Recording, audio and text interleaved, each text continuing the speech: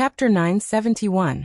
Ren Bachyan limped forward in the palace with the help of a walking stick. He looked mournful. "Stop pretending. I only kicked it once," the Empress muttered. "It broke in one kick." Ren Bachyan looked at her with narrowed eyes. "Serves you right," the Empress snorted. "Who asked you to do those things? What a joke." "It's because of today's birth rate. Look at other families with 5, 6, 7, and 8 children and look at you. You only have a few kittens at home. And pigs can give birth better than you," Ren Bachyan said angrily. The Empress glared at him. "You don't have pigs that can give birth." Ren Bachyan lowered his voice. The Empress raised her leg to kick him. "I was wrong." Ren Bachyan apologized quickly and without hesitation. He looked sincere and serious. "Besides, this is a normal form of entertainment for the common people. Only officials are allowed to prostitute, but the common people aren't allowed to read magazines?" Ren Bachyan raised his head again. "Those old men go to brothels all day long. Tuan bought 3 magazines, Tongjingya bought 10, Qinchuan bought 15, Great Elder bought 2, Zhuyen bought 10, and Xianhua bought 6. These people bought stacks of magazines to read and openly brought them back to their respective ministries. Even the female officials from the Ministry of Revenue weren't embarrassed at all. On the other hand, Lin Mengxing and the students from the Jing tribe were flushed with embarrassment. The bookstore on Jingyang Street was the most popular place for students besides the school library. The Empress glared at him and explained, "Everyone knows that you did it. The royal family has lost all face, so it's not allowed." "Oh." Ren Bachyan threw his walking stick away. Why didn't she say so earlier? The next time he did it secretly, he would find a businessman from the Yun nation, and he wouldn't be able to use those magazines from Japan. He would find a few girls from the brothels and do it himself. Wasn't it just a camera? Wasn't it just an electrostatic copier? One was a scientific product from the early 19th century, and the other was from the early 20th century. How could he not produce both with the full set of techniques?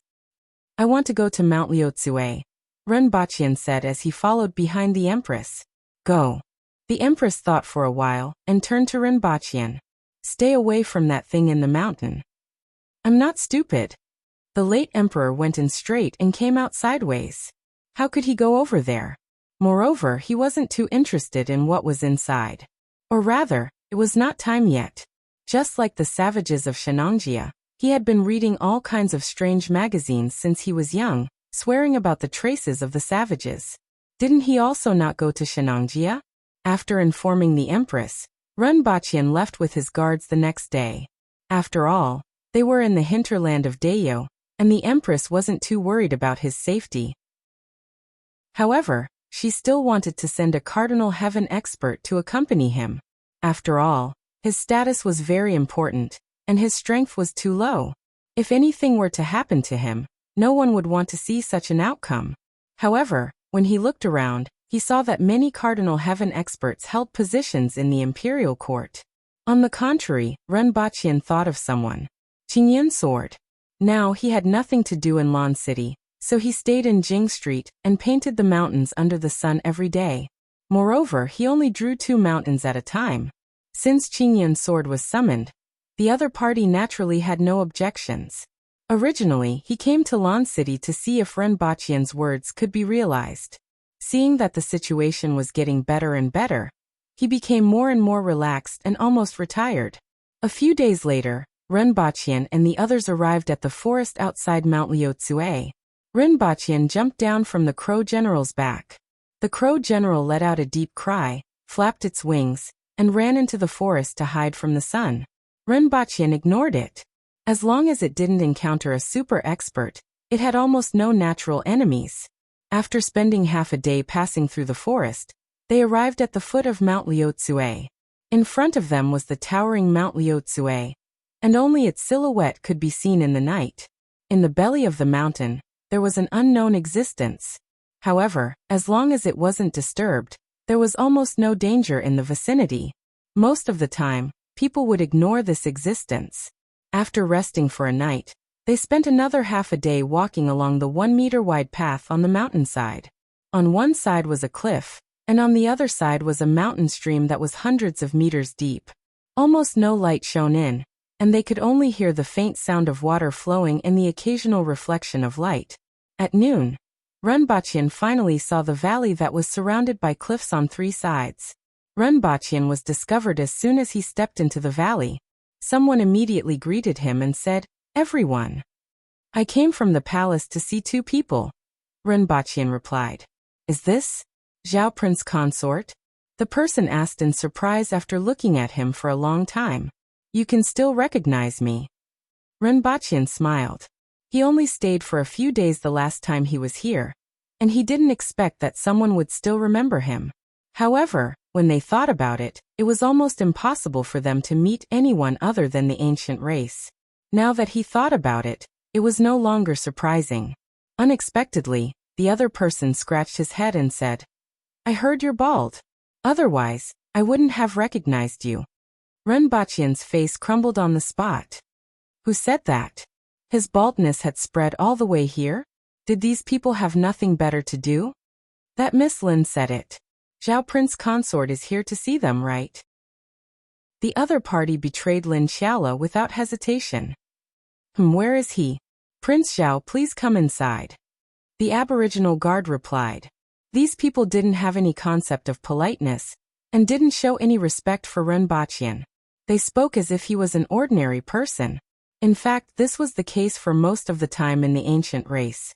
This was unless they met people like the Empress, the 6 ministers, and the 24 ministers. After all, there were too many idiots in the ancient race. Most of the time, they changed their attitude toward the Empress and the others not because of their high status, but because they could fight. There weren't many people in this iron mine. There were about 700 prisoners, and about 100 guards. The composition of the iron ore wasn't good, the output wasn't high, and transportation was even more difficult. As one of the only 2 iron mines in Dayo, it used to have some value. Now that the Yun nation was established, the only purpose left here was to guard these prisoners. After a few years, when these prisoners left, this place would be abandoned. There were more than 100 houses in the middle of the valley. As soon as they approached, the guard pointed to a roof and said, "Miss Lin is there." Renbachian looked up and couldn't find her.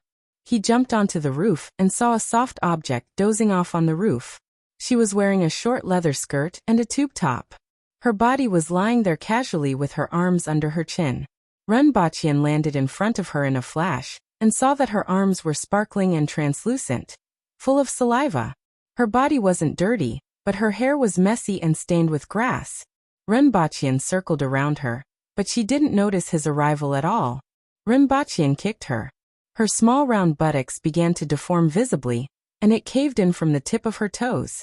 She then jumped up and gave Renbachian a backhand claw. Baidu search 081 Chinese network yen. No advertising message. Chapter 972. Renbachian, who had already expected this, covered his face with both hands. Fortunately, they weren't in a fight, and she only used a little strength to scratch him, compared to her. As a result, he only had 2 more scratches on his arm. Then Lin Xiaola exclaimed, "Aya, why are you here?" It smelled like a northeastern man. Previously, when he went to the northeast, he couldn't change it. Then, Renbachian felt a gust of wind blow past his back. The bag of sweets hanging on his back was gone. Lin Xiaola squatted on the roof and rummaged through the bag. She found 2 pieces of liquor core chocolates, and peeled them off before stuffing them into her mouth. Her cheeks immediately puffed up. As expected, there's no need to worry about you. Renbachian shook his head slightly. Although it was called labor reform, it was actually just a change of place to sleep. Furthermore, he didn't have to worry about the sudden arrival of the Empress. It was even more comfortable than staying in the palace. After eating 2 pieces of liquor core chocolate, Lin Xiaola's face visibly became rosy, and her eyes became a little blurred. She snorted twice, fell on the roof, and continued to sleep. Renbachian almost burst out laughing. Even a drop of alcohol would make her drunk. Yet she still liked the liquor core chocolate, second only to the white rabbit creamy candy. This time he woke up for less than 10 seconds. Renbachian shook his head and ignored her. He jumped down from the roof, and saw that there were a few more people around him. One of them was the supervisor of this mine. Greetings, Xiao Prince Consort. The man cupped his hands in greeting. Yes.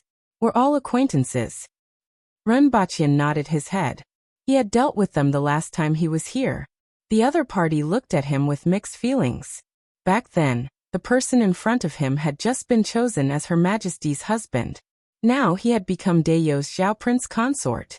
Back then he couldn't even defeat an ordinary person, but now he had the strength of a Kismet Heaven expert. Back then he had a head full of lush hair, but now he had become a bird's egg. This was the vicissitudes of the world. Renbaqian didn't know that the other party, who was 2 meters tall and had a big beard, had suddenly become a hipster. Where is Xianjia? He's in the mine. I've already sent someone to invite him. Although General Xianjia was sent to the mines, how could we order her around? Ever since she came, she's been in the mine all day long, working even harder than the convicts. Renbaqian nodded. That was true. With Xianjia's cardinal heaven strength, who could order her around? Wasn't Lin Xiaola sleeping on the roof of the house? Only someone with Xianjia's rigid character could obediently go to the mine every day. Not long after, Xianjia was brought out of the mine. He was dressed in coarse clothes, and his hair was casually tied behind his head. There was some dust on his body, but he didn't look sloppy. Instead, he gave off a refreshing feeling. He felt that this was probably because she was beautiful. Xiao Prince Consort, you are here.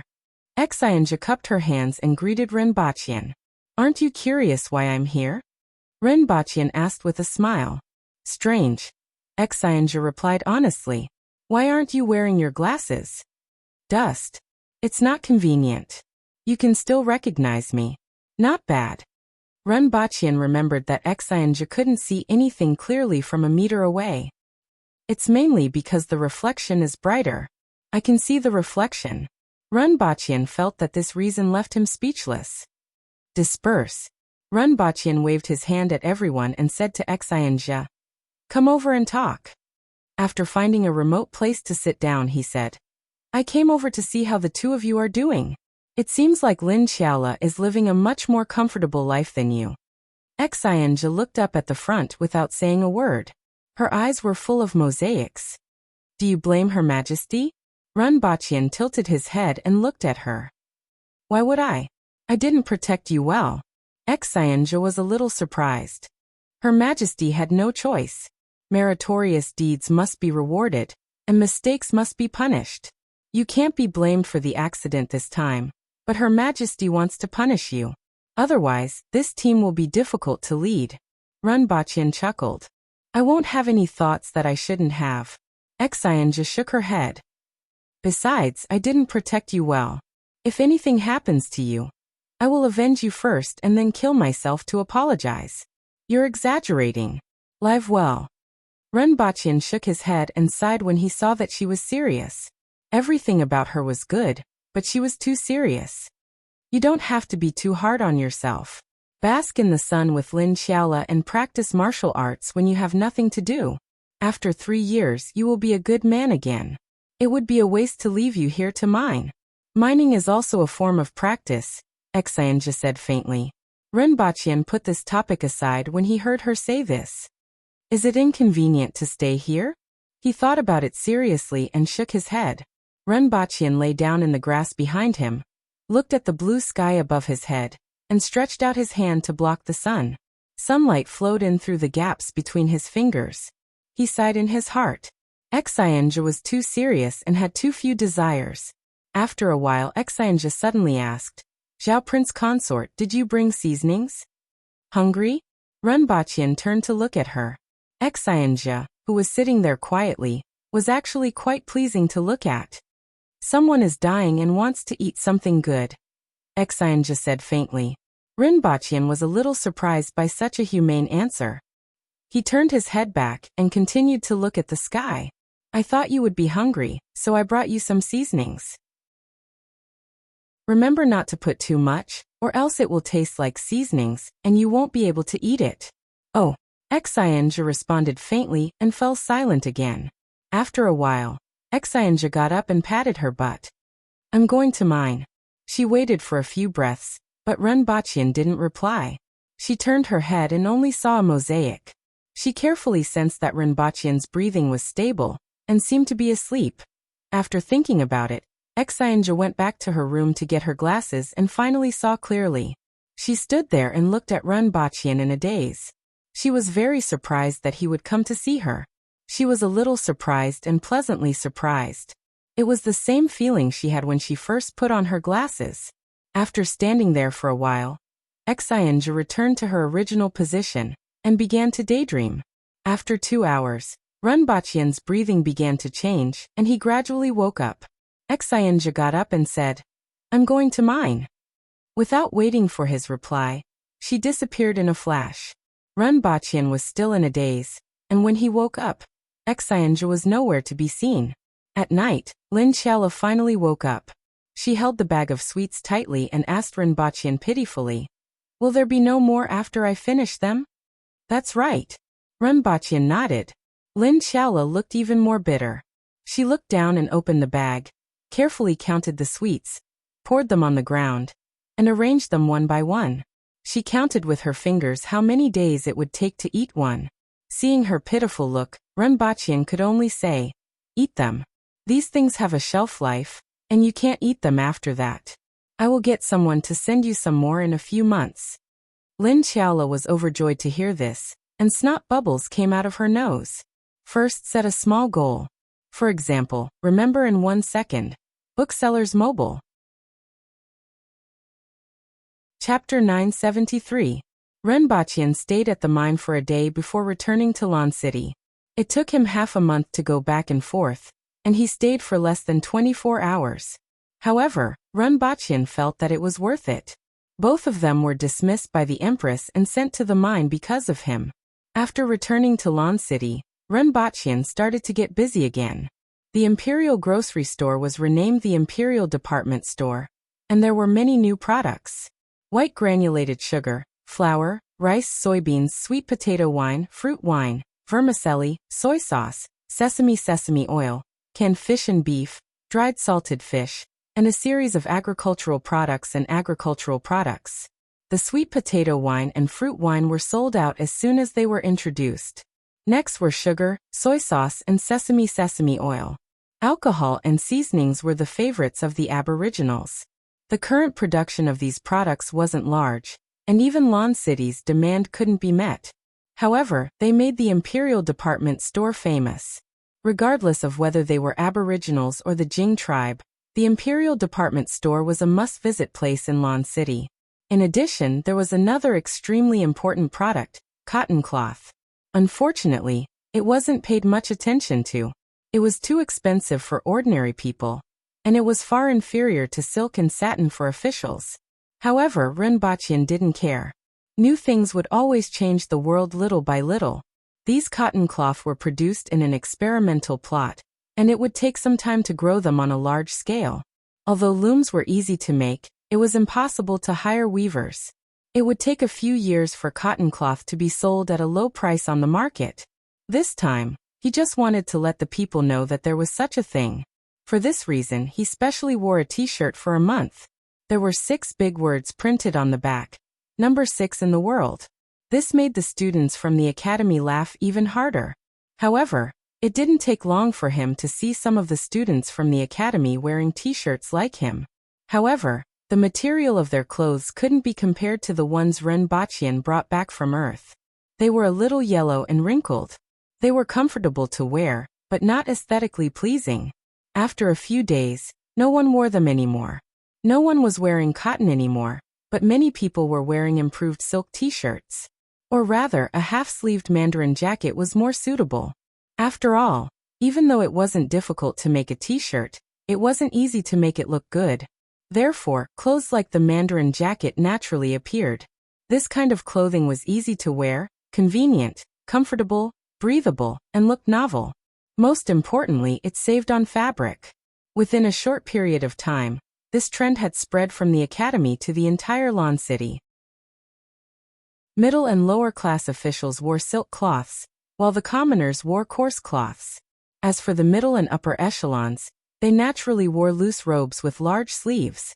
According to their simple values, the more cloth one wore, the richer they were. Seeing this situation, Renbachian pondered for a moment and waved his hand. Half a month later, a batch of cotton underwear appeared in the imperial grocery store. Recently, the Empress had been rather restless. Whenever she sat there, she would frown and often get distracted. This made Renbachian a little worried. He did not know what had happened to cause the usually heroic Empress to become like this. Your Majesty, what's wrong? Look at you, your forehead is full of wrinkles recently. On this day, Renbachian took some time out to accompany the Empress to sunbathe in the garden and listen to tunes. The Empress was speechless. I might be giving birth. The Empress thought for a while and finally decided to tell him. Renbachian was stunned at first. Then he widened his eyes and looked at the Empress in disbelief. You're giving birth? One had to know that the Empress had been pregnant for 35 months. From January 3 years ago to November 3 years later, Renbachian had almost gotten used to the fact that there was a ball in the Empress's stomach. He had forgotten about the birth of a child. Now that the Empress said that she was about to give birth, Renbachian immediately felt somewhat incredulous. What seemed to be a very distant matter was suddenly brought to the front of his eyes. It was just like when he was in school and felt that getting married and having a child was something that only happened in movies. It was too far away. And now this feeling appeared again. These days, that ball has been absorbing my energy and has become faintly discernible. I feel that I should be giving birth soon. The Empress was a little distressed. How should I give birth to a child? These words pulled Renbachian back from his daze. He first took a few deep breaths to suppress the trembling in his heart. He did not know if he was excited or nervous. However, one thing was for sure. He finally didn't have to be forced to go to the andrology department by the two devils at home. Your Majesty, are you going to give birth? Renbachian asked. Then he let out a long breath and said, finally. The Empress cast a sidelong glance at him and spat at him. She then continued to frown and became anxious after a while. How should I give birth to a child? Renbachian pondered. He crossed his arms and said, although I know how to give birth to a child, I don't know how to give birth to a ball. Get lost. The Empress was flustered and kicked Renbachian into the flowering shrubs. Renbachian crawled out with grass all over his body and said with a smile, Your Majesty, don't worry. Those midwives definitely know. I don't need them. The Empress said thoughtfully, but I can still ask them. Your Majesty, it's better to be careful. Let the midwives get ready, Renbachian said. The Empress ignored him. She had no intention of finding a midwife to deliver the child, and felt uncomfortable. Moreover, she was the fourth most powerful expert in the world. How could she not even handle the matter of giving birth? Renbachian guessed what she was thinking when he saw her expression, and knew that it wasn't easy to persuade her. However, giving birth to a child was indeed a troublesome matter. With the midwives by her side, he reckoned that if she was in pain, she would probably be kicked to death. It was also inauspicious. After thinking for a while, he said, Your Majesty, follow me back to Earth. There is more information on this aspect there. Your Majesty can also do a checkup. There's no need for a checkup. The Empress rejected him at first, then nodded and asked, When are we leaving? Tonight. At night, Renbachian brought the Empress back to Earth. First, he asked someone to invite the gynecologist from last time. At the same time, he went online to search for information for the Empress. The Empress glanced at it. It was roughly a natural birth and a cesarean section. She immediately knew what to do. Originally, she was anxious because she didn't know how to give birth to a child. Now that she knew, it was easier to handle. The gynecologist also arrived at the right time. I don't want to see her. The Empress was no longer gloomy and directly rejected. Since you are already here, why don't you meet her? Renbachian persuaded. I don't want to see her. The Empress was very stubborn. She didn't like to discuss giving birth to a child with others. After all, this was a very personal matter for her and very difficult to talk about. In Dayo, which had a tough atmosphere, people like the Empress were considered different. All right, I will go and meet her. I can't let her make a wasted trip, Renbachian said helplessly. Ren Baqian went to see the gynecologist and asked her about the situation of the birth. The gynecologist first suggested to go to the hospital for a checkup, and then told him some things. As Ren Baqian listened, he began to frown. Although he knew that giving birth was troublesome, he didn't expect it to be this troublesome. After the gynecologist left, Ren Baqian sat for a while before gradually relaxing his frown. He didn't have to worry about most of the dangerous situations during the birth. For example, the umbilical cord around the neck, umbilical cord prolapse, improper fetal position. The Empress's stomach was a ball. How could a ball have these problems? In fact, there was only one kind of danger for the Empress, and that was amniotic fluid embolism. However, it was unknown whether the Aboriginals had this problem. But then again, would there be other problems during the birth of the Aboriginals?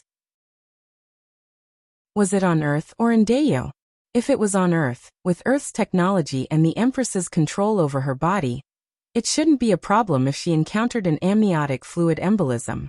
However, with the Empress's physical condition, her skin couldn't even be pierced by a needle. He wasn't sure how far Earth's technology could go. If anything happened in Dayo, there were experts like Tu-One who could help. Both sides had their pros and cons. Just as the balance in Ren Baqian's heart was still wavering, the Empress's expression suddenly changed on the 7th day after returning to Earth. Her whole face was abnormally solemn, as if she was about to welcome a great enemy. "I'm going to give birth," recommended a friend's book. "I am the boss behind the scenes." Lu Wu, who had inherited the legacy of the great ancestor of the Netherworld, was very worried recently. This was because apart from the title of His Excellency, the great ancestor didn't leave anything behind. Even his original subordinates had all betrayed him and divided up the territory that originally belonged to him. Under such circumstances, Lu Wu relied on the artifact developed by the great ancestor to start building the game server, guiding the players from the Netherworld to create main missions, instance dungeons, plots, NPCs, and so on. Relying on the strength of the players, he began his road of conquest. First, set a small goal. For example, remember in 1 second. Booksellers Mobile. Chapter 974. I'm going to give birth. The Empress looked as if she was facing a formidable enemy. Ren Baqian, who was already hesitant, panicked when he heard this. What should he do? Return to Dayo? Or stay on Earth? What are you waiting for? The Empress frowned and looked at Ren Baqian. Go to the hospital? His first reaction was to go to the hospital. He hadn't paid back the lessons he had received for more than 20 years. The Empress glared at him and asked, "What hospital? Do you have medicine?" "What medicine?" Ren Baqian broke out in a cold sweat. He was confused because of his concern. The Empress's physique was different from ordinary people. What should he do if she was suddenly going to give birth? How could she give birth without going to the hospital? What if something went wrong? Black mud cream. Yes. Ren Baqian forced himself to calm down. The problem was, what did the Empress want this medicine for? Give it to me. The Empress glared at him again.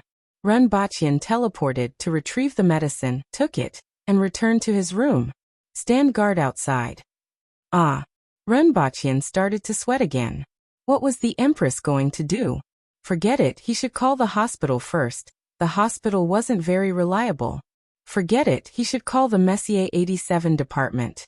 He fumbled for his phone and dialed Yongsen's number. At this time, the Empress returned to her room, slowly took off her clothes, lay on the bed, and used a pillow to prop up her back so that she could see her belly.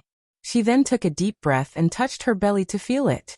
Following which she used her finger to cut her belly. Blood immediately gushed out. The Empress looked calm and continued to perform inhuman operations. First, she controlled the muscles around the wound to stop the bleeding. She omitted the bloody scene at the end. In just a short while, she took out a sphere that was bigger than a basketball. The sphere was red on the outside, and it was somewhat elastic when pressed. It didn't look like flesh and blood, but more like condensed water. The moment she took it out, the sphere blossomed with red light, and dyed the entire room red. Following which it trembled slightly. The air in the entire room began to rotate. In other words, There was a sudden gust of wind around the entire building. The passers-by were alarmed and found that the air here seemed to have formed a whirlpool. And the center of the whirlpool was this building. Many of the winged cavalry warriors and cadets in the building didn't feel anything at first, but they soon realized that there was a strong gale outside the window. However, there was nothing unusual in here. Even when the windows were opened, there wasn't any gale blowing into the room. This strange phenomenon puzzled everyone. At this moment, the Empress carefully placed the ball to one side. A layer of sweat emerged from her forehead and slid down. It would be easy to take out the ball. Previously, she was very careful because she was afraid of hurting the thing in her stomach. After that, he moved his fingers and smeared the black mud cream on the wound. After a few minutes, he released the wound and smeared the medicine on the surface of his stomach. After doing all this, the Empress was completely relaxed. He turned his head to look at the ball beside him. At this moment, a strong gust of wind was sweeping through the room, blowing everything away. And the cause of all this was this little thing. The Empress clapped her hands, and all the windows in the room were blasted open. The strong wind outside rushed in without any obstruction. Then, he carefully observed the ball on the bed with a hint of a smile in his eyes. This little guy was his descendant? It was much scarier than when he was born. Absorbing his blood essence for 3 years was not in vain. Your Majesty? Renbachian kicked open the door and rushed in. The first thing he saw was the Empress lying on the bed and staring at a glowing red ball. One of the Empress's legs was even raised and moving backward. Your Majesty? Renbachian was a little confused. He had just ended the call when he heard the sound of glass exploding in the room. He was so shocked that he hurriedly kicked open the door and came in. But what was the situation now? What was the situation with this ball? Gave birth? So fast. The Empress lay on the bed, turned her head to look at him, smiled and said, "It's over." Gave birth? Renbachian asked subconsciously. Isn't this it? The Empress pouted at the ball on the bed. At this moment, other than the bedsheet on one side of her, the other bedsheets were almost wrapping it. The Empress got up from the bed and stood there naked. She picked up her clothes and slowly put them on. At this moment, Renbachian saw the black mud cream on the Empress's stomach. Renbachian immediately quivered and his brain almost exploded. Your Majesty, did you disembowel yourself? Renbachian was horrified. Although he had thought of this possibility before, he still felt that it wasn't very possible. If the Empress controlled her own muscles and gave birth to this ball, Renbachian felt that it was more normal. But the Empress actually performed a cesarean section on herself? Isn't it just these two methods? The Empress looked at him strangely, and didn't know why he had such a big reaction. Renbachian opened his mouth. He didn't know whether he should pay attention to the Empress or the ball. Your Majesty, do you feel uncomfortable anywhere? Has the wound healed? Renbachian asked cautiously. It's a little itchy, but it's not a big deal. The Empress waved her hand. It wasn't like Renbachian hadn't used this thing before. Naturally, he knew that even though it healed quickly, it was a form of torture when the wound healed. It wasn't just itchy, it was as if 10,000 ants were crawling and biting on it. However, the Empress looked so relaxed as if this wasn't happening to her. Renbachian fixed his gaze on the Empress. He couldn't even feel the surrounding gale. He only felt that the Empress at this moment was exceptionally heroic. This made his heart pound. It wasn't until the Empress put on her clothes that she came back to her senses. She turned her head to look at the room where the gale was blowing and the red ball that was at the center of everything. Is this my son? Renbachian muttered to himself. Of course. The Empress glared at him unhappily. What's going on? He seems to be absorbing something, but I've never heard of it before. The Empress was also a little curious. How long is this going to last? Renbachian looked out of the window and saw that a tornado was about to form. The dust that filled the sky was swept into the house along with the gale. There were even cigarette butts. And waste paper. This was really a change in weather. In the past, he had heard people say that there would be strange phenomena when someone made a sound, but that was all bragging. This time, it was real. At this time, the people downstairs finally realized that this strange phenomenon was coming from the top floor, where Zhao Prince Consort and the Empress lived. Many of the winged cavalry warriors were shocked and rushed to the top floor. Renbaqian heard someone kick the door open. He turned around and saw many winged cavalry warriors rushing in. Stop. Zhao Prince Consort, what happened? Many of the winged cavalry warriors were flustered. Cough cough. Renbaqian coughed twice and solemnly said, Her Majesty has given birth. Ha. Ha. What? Everyone exclaimed in shock. How is Her Majesty? She's fine, Renbaqian replied. Stand guard outside. The Empress's faint voice came from the room. Renbaqian turned around and entered the room. He saw the Empress sitting cross-legged on the bed and staring at the ball, as if she was staring at something strange and interesting. Although this was her son, it was indeed strange and interesting. After a full 15 minutes, the suction from the ball suddenly stopped, and the wind that blew into the room suddenly became chaotic. However, the wind had lost its source and quickly dissipated. The room was already unsightly as cigarette butts, paper, and rubbish were everywhere. However, Renbaqian didn't care about this at all. He stared at the ball that was beginning to dim and asked, Your Majesty, what should we do? Should we find a kitchen knife to cut it open? How dare you? The Empress glared at him fiercely. Then, are we just going to wait? Renbaqian asked. The Empress fell into deep thought. At this moment, a cracking sound was suddenly heard from the ball. A thin crack appeared on the ball. Baidu search 081 Chinese language website yen. No advertising message. Chapter 975. Look what's going on. In an office, a middle-aged man clicked on a projection, and 5 images appeared in the air. All 5 images showed scenes of the city. Others could recognize at a glance that it was the same city. Wuxia City, one of the most mysterious cities on Earth. At this time, the positions of the 5 images were also different. The most attractive one was in one of the images. A building was surrounded by a wind pillar. Countless leaves, and dust made the wind pillar appear colorful. Outside this wind pillar, strong winds swept toward this location from all directions of the city. It was as if there was a giant corn here that wanted to suck the entire world in one gulp. As the images moved, it could be seen that the wind pillar wasn't only on the ground but also in the sky. A funnel-shaped cloud appeared in the sky above the city, and was constantly rotating. The center of all this was the top floor of that building. As for the other scenes in the images, they weren't affected much. At most, they could feel some movement of the wind. Only that building. Furthermore, it was in the center of the city. Everyone could conclude that this couldn't be natural. This is the position of that person. Someone immediately said. That's right. What exactly happened to produce such a great force? This suction is hundreds of times greater than that of the wind tunnel. It's definitely not human power. In other words, if someone had such power, that person would be a god. Could it be that the passage has opened? It would make sense if the passage caused such a scene. What passage? Don't ask too much. Have you sent people to check the other tall buildings and see if they can see anything? If the passage has really opened, then this world will change greatly. Let Yang-sun inquire about it. He has some friendship with that person. There were more than a dozen people in the room. Some were worried, some were thoughtful, some were restless, and some were confused. 2 hours later, the man pressed a button, and Yang-sun appeared on the screen.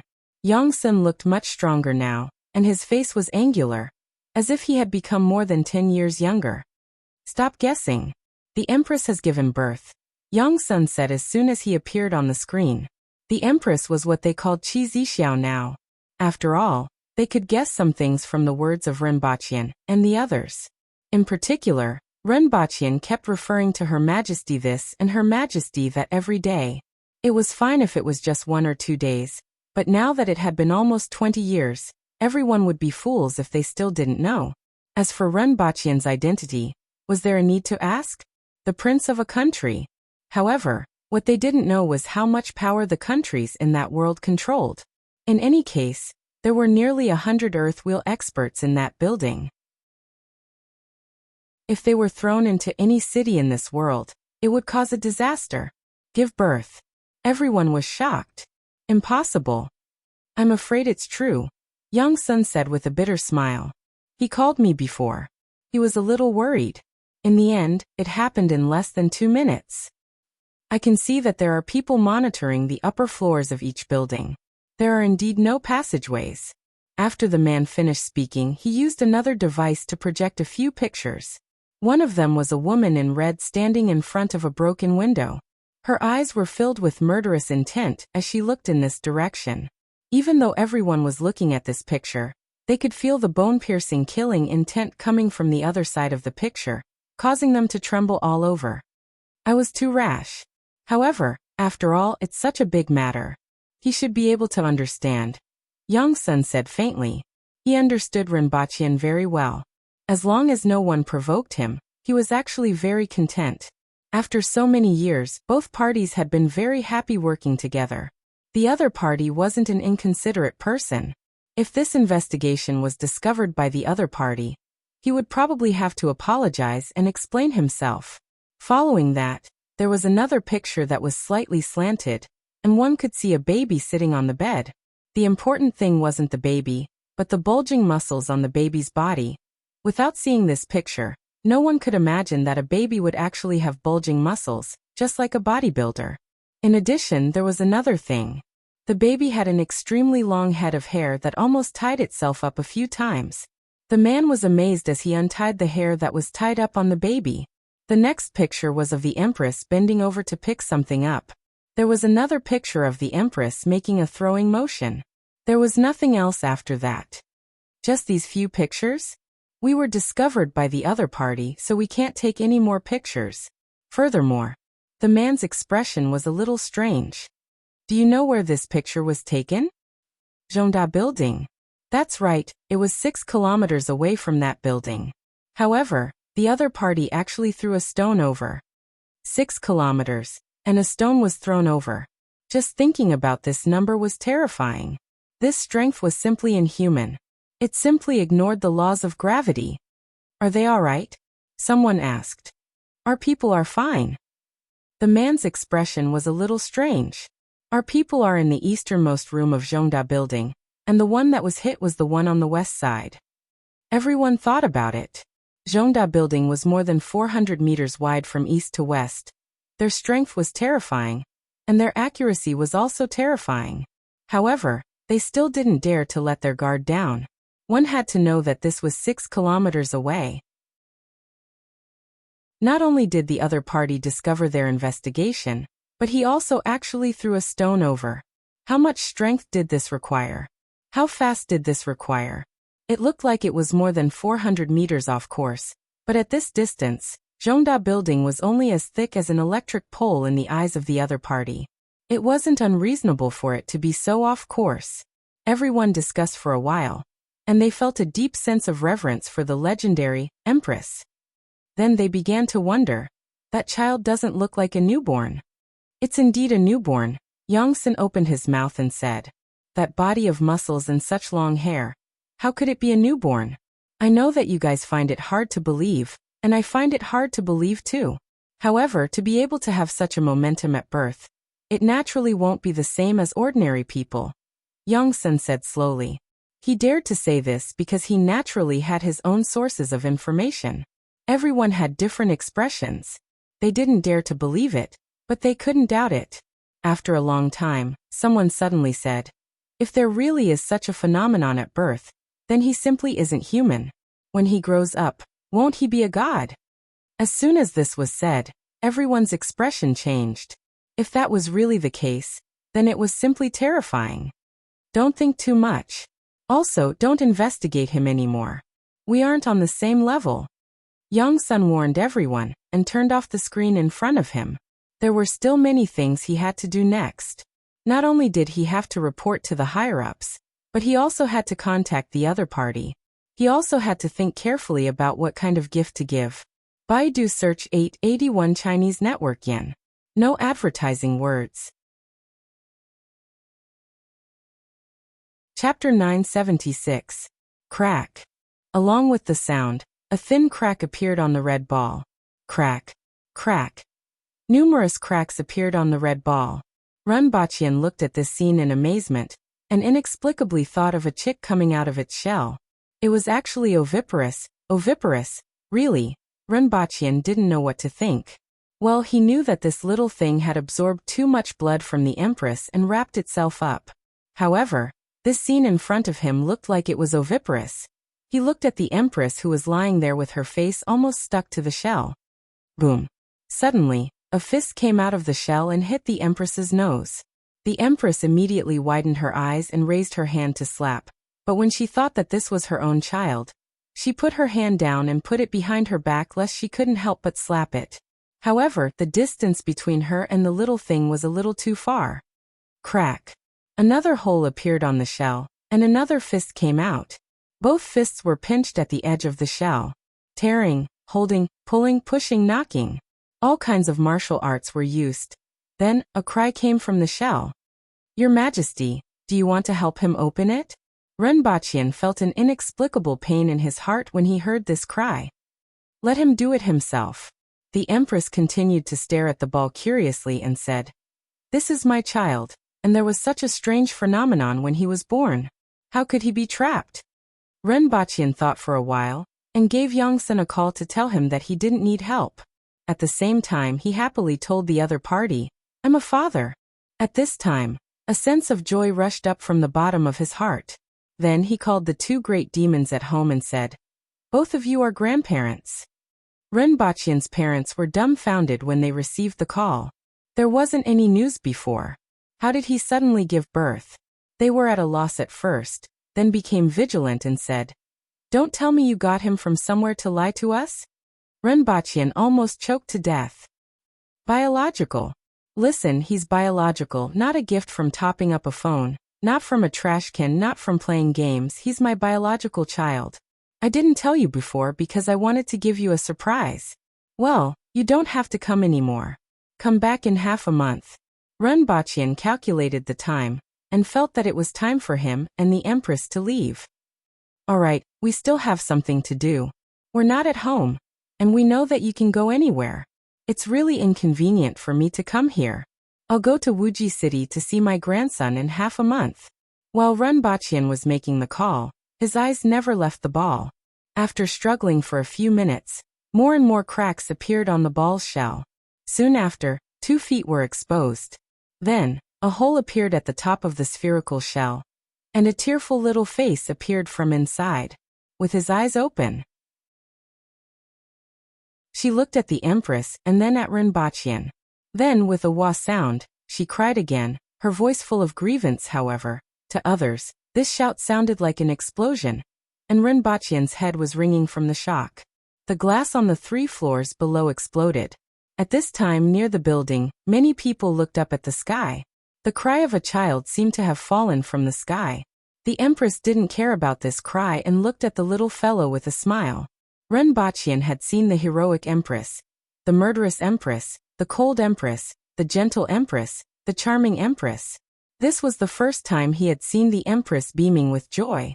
Indeed, he had never seen one before. It was too rare. Your Majesty, do you feel that this child's legs and hands seem to have muscles? Renbachian suddenly discovered a problem. Previously he didn't notice that the child only stretched out his fists, but now his forearms and calves were all stretched out. Renbachian seemed to see muscles. And there were quite a few of them. Who doesn't have muscles? The Empress beamed at the little fellow and didn't even look at Renbachian. Renbachian scratched his bald head. Were aboriginals born with muscles? He hadn't heard of it. Seeing that the two of them were ignoring him, the little fellow wrapped himself in the spherical shell and used all his strength to roll, throw a tantrum and jump. He jumped 5 meters high. Boom. His head was stuck in the roof. Renbachian sucked in a breath of cold air. Fortunately, there was a suspended ceiling above. The little fellow was dancing in the air, and Renbachian couldn't stand it anymore. He leaped up and pulled the little fellow down by its legs. Then the little fellow kicked its legs, and Renbachian felt a strong force. He couldn't hold on any longer, and threw the little fellow against the wall. After that, the Empress kicked its stomach hard and sent it flying through the wall. When Renbachian crawled back after rolling around for a long time, the spherical shell on the little fellow's body was already broken. He didn't know if it was broken by himself or by the Empress. In any case, Renbachian felt that he had been wronged. However, the thing that attracted his attention the most was the little fellow on the bed. Its long hair was spread everywhere like weeds, and part of it was even tied up. Renbachian estimated that it was at least 2 to 3 meters long. He finally knew why it was so difficult for the little fellow to come out. There was so much hair in the spherical shell, and it would be strange if it could exert any strength. Renbachian stretched his face over and looked at the little fellow carefully. The little fellow's face didn't look like that of a newborn child, which was normal. Its face was chubby, very fair, and had single eyelids. Above its eyes were 2 faint eyebrows that looked like sword-like eyebrows. As for the rest of its body, it was all tied up by its hair. The little fellow looked up at him, and then lowered its head to wrestle with its hair. He felt that there was a strange smell on the little fellow's body. It was like the delicate fragrance of the Empress, but it also had some other smells. He reached out to touch the little fellow's head again. The little fellow stopped wrestling with its hair, looked up at him, and burst into tears. Renbachian looked embarrassed and said, "I'm your father. Why are you crying?" He turned to look at the Empress and asked, "Is it a boy or a girl? Can you tell?" The Empress asked. "Help him untie it." Renbachian rolled up his sleeves and went forward to help. When the little fellow saw that he was helping to untie its hair, it immediately beamed with joy and even snot bubbles came out of its nose. "It's all right, unlike me.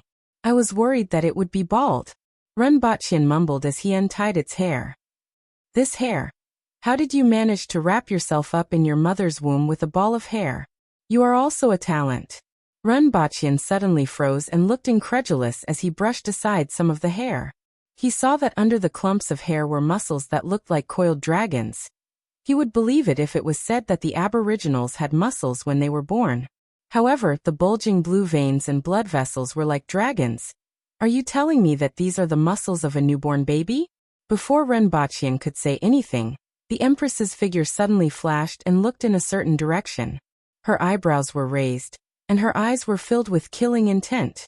She exerted force with her feet, and the ground immediately cracked. She exerted more force, and stones bounced up from the ground. The Empress grabbed one and threw it in a certain direction. Renbachian felt as if he heard something exploding in the air. Then a second stone, a third stone, even the air was torn apart, leaving cracks in its wake. "Your Majesty?" Someone was peeping just now. The Empress snorted and turned around. Renbachian didn't need to think to know what was going on. It would be strange if no one was peeping with such a huge commotion just now. However, he couldn't be bothered with that now. Should I cut off his hair? Renbachian felt that it was too troublesome to untie his hair bit by bit.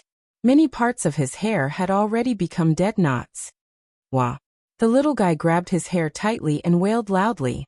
Renbachian quickly covered his ears and ran away with a face full of lingering fear. This little guy's voice was too terrifying. He even had a place in Daeyo's imperial court. This is Her Majesty's child. He is indeed Her Majesty's child. He is indeed Her Majesty's child. The winged cavalry warriors outside listened to this energetic cry and were delighted. With such a loud cry and the strange phenomenon just now, Her Majesty had a successor. After a while, Renbachian went in with his head down and said, "I'm not cutting your hair. Don't cry." After 2 hours of exertion, Renbachian's fingers were cramping, and he finally managed to untie the little fellow's hair. It was such a small thing, but its hair was 5 meters long. After untying its hair, Renbachian confirmed 2 things. First, this little guy was really muscular. From its neck to its heels, it was almost all bulging muscles, which gave people a terrifying visual impact. Second, Renbachian felt that this was even more terrifying. This little guy was a girl. Her muscles were even more terrifying than those of Qinchuan, Tongjinya, and Hongwu. However, she was a girl. First, set a small goal. For example, remember in 1 second. Booksellers Mobile. Chapter 977. I came here to apply for leave and go back to cry. I have a young girl's heart. The pretty boy from the Empress's house, please wait a moment. After the content has been updated, please refresh the page to receive the latest update. Chapter 978. The scenery in front of him changed, and Runbachian was back in Lan City. He heard a cheer from his side. The little fellow in the Empress's arms was looking around with glowing eyes. She stretched out her hands to Runbachian and said, "Wow! Wow! You finally realized that I'm quite powerful." Runbachian smiled and carried the little fellow over. The little fellow had already taken a bath, and exuded a milky smell. Her skin was even more delicate and soft, making people want to pinch her. The little fellow was twice as big as an ordinary baby, but much heavier.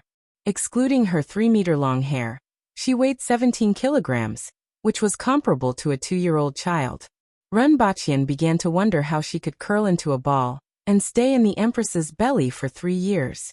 The Empress's belly wasn't this big before. Wow, wow! The little fellow waved her hands. "She probably wants you to go through the time travel again," the Empress guessed. "That will take 6 or 7 days." Runbachian laughed. The little fellow pouted and had tears in her eyes. Runbachian quickly covered his ears. The little fellow immediately fell into a free fall. The Empress stretched out her leg, gently lifted the little fellow, and carried her into her arms. The little fellow, who was about to explode, suddenly screamed again. "Wow!"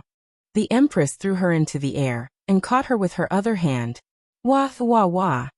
Runbachian put down his hands and looked speechlessly at the Empress, who was playing with a ball, the little fellow who was obviously in a state of excitement, and her fluttering black hair. It seemed like it was time to decide on a name for her. Previously he thought that if it was a boy, he would be called Chi Yuhai. Yuhai had the meaning of describing a person of great character, and this was also one of Runbachian's expectations. The girl would be called Chi Yuqing. When they returned to Earth, they would be called Ren Yuhai or Ren Yuqing. However, the Empress felt that the name Yuqing was too weak. Runbachian didn't feel that this name was weak. Looking at the little fellow's bulging muscles, Runbachian hoped that she would be weak in the future. Your Majesty?" In addition to Runbachian and the little fellow, there were 2 other people in the room who were stunned and looking at the little fellow being thrown around by the Empress. Qing Yuan and Hong Yuan looked in front of them in shock. When they left, there were 2, and when they returned, there were 3. His expression gradually turned into one of joy. "Pass down my order. Set up a banquet tonight," the Empress instructed as she tossed the little fellow in the air.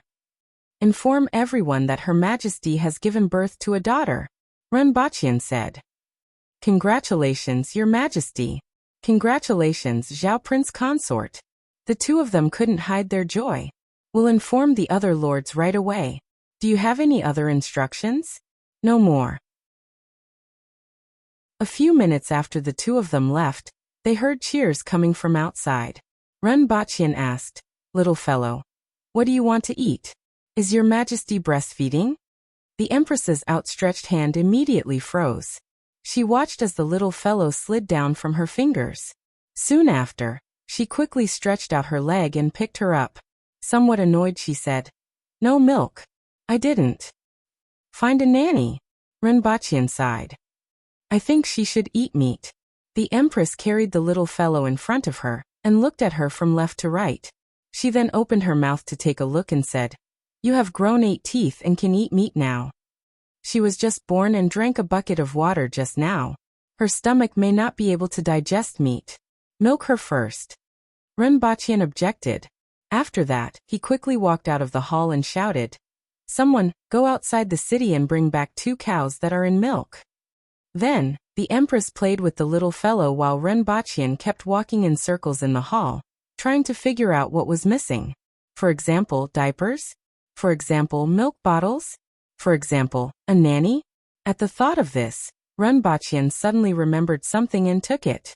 Before he could say anything, the Empress said impatiently, "You are making me dizzy." Runbachian turned his head and said, "We still need to find someone to take care of the little fellow. She's too strong, and Qing Yuan and Hong Yuan are too weak." At present, it seemed that the newly born little fellow was at least at the intermediate level of the earth will level, which was similar to Runbachian's. However, with the momentum of the little fellow's birth, the Empress didn't have any abnormalities after she was born. It was only after her cultivation that she began to advance at a rapid pace. Rinpoche felt that if he didn't work harder, he wouldn't even be able to defeat his own daughter. Qing Yuan and Hong Yuan were only at the Manwil level, and were the most ordinary aboriginals. For them to take care of the little fellow was no different from sending them to the battlefield. The chances of survival on the battlefield would be higher. At least, they wouldn't have to face an Earthwill-level enemy every day. One had to know that the destructive power of a child was terrifying, and an Earthwill-level child was close to the level of a nuclear bomb. At this moment, the parents of the two newborns were in two completely different situations. One of them found a new toy and was smiling. On the other hand, the other person fell into a state of anxiety, as if he was afraid that something would go wrong after thinking about it. Shiqing was drinking tea in the courtyard when he heard someone report that the Empress had given birth. The most precious jade pot in his hand fell to the ground, and he hurriedly walked out of the courtyard to enter the palace. After thinking for a while, he opened the treasury and began to rummage through it. Shakohai was holding a blade of grass to his nose. This blade of grass was already withered and looked unremarkable, but it was brought to him by someone from the 60,000 mountains. Smelling this grass, it was as if he could smell the scent of his hometown. When he heard the news, Shakohai stood there for a long time before sighing softly. In any case, it's good news. Tuwan was beating up her husband, who was a minister of the Sifing department. When she heard the news, she didn't kick him, and her face was filled with ecstasy. She then snorted at her husband, who was about to fight her, and said, "You got lucky this time. Pack up and prepare to enter the palace with me to congratulate Her Majesty." Congratulating Her Majesty is an important matter, so I'll let you off today. Don't think that I'm afraid of you. The other burly man withdrew his fists and snorted. If it weren't for his panda eyes, some people might have believed his words.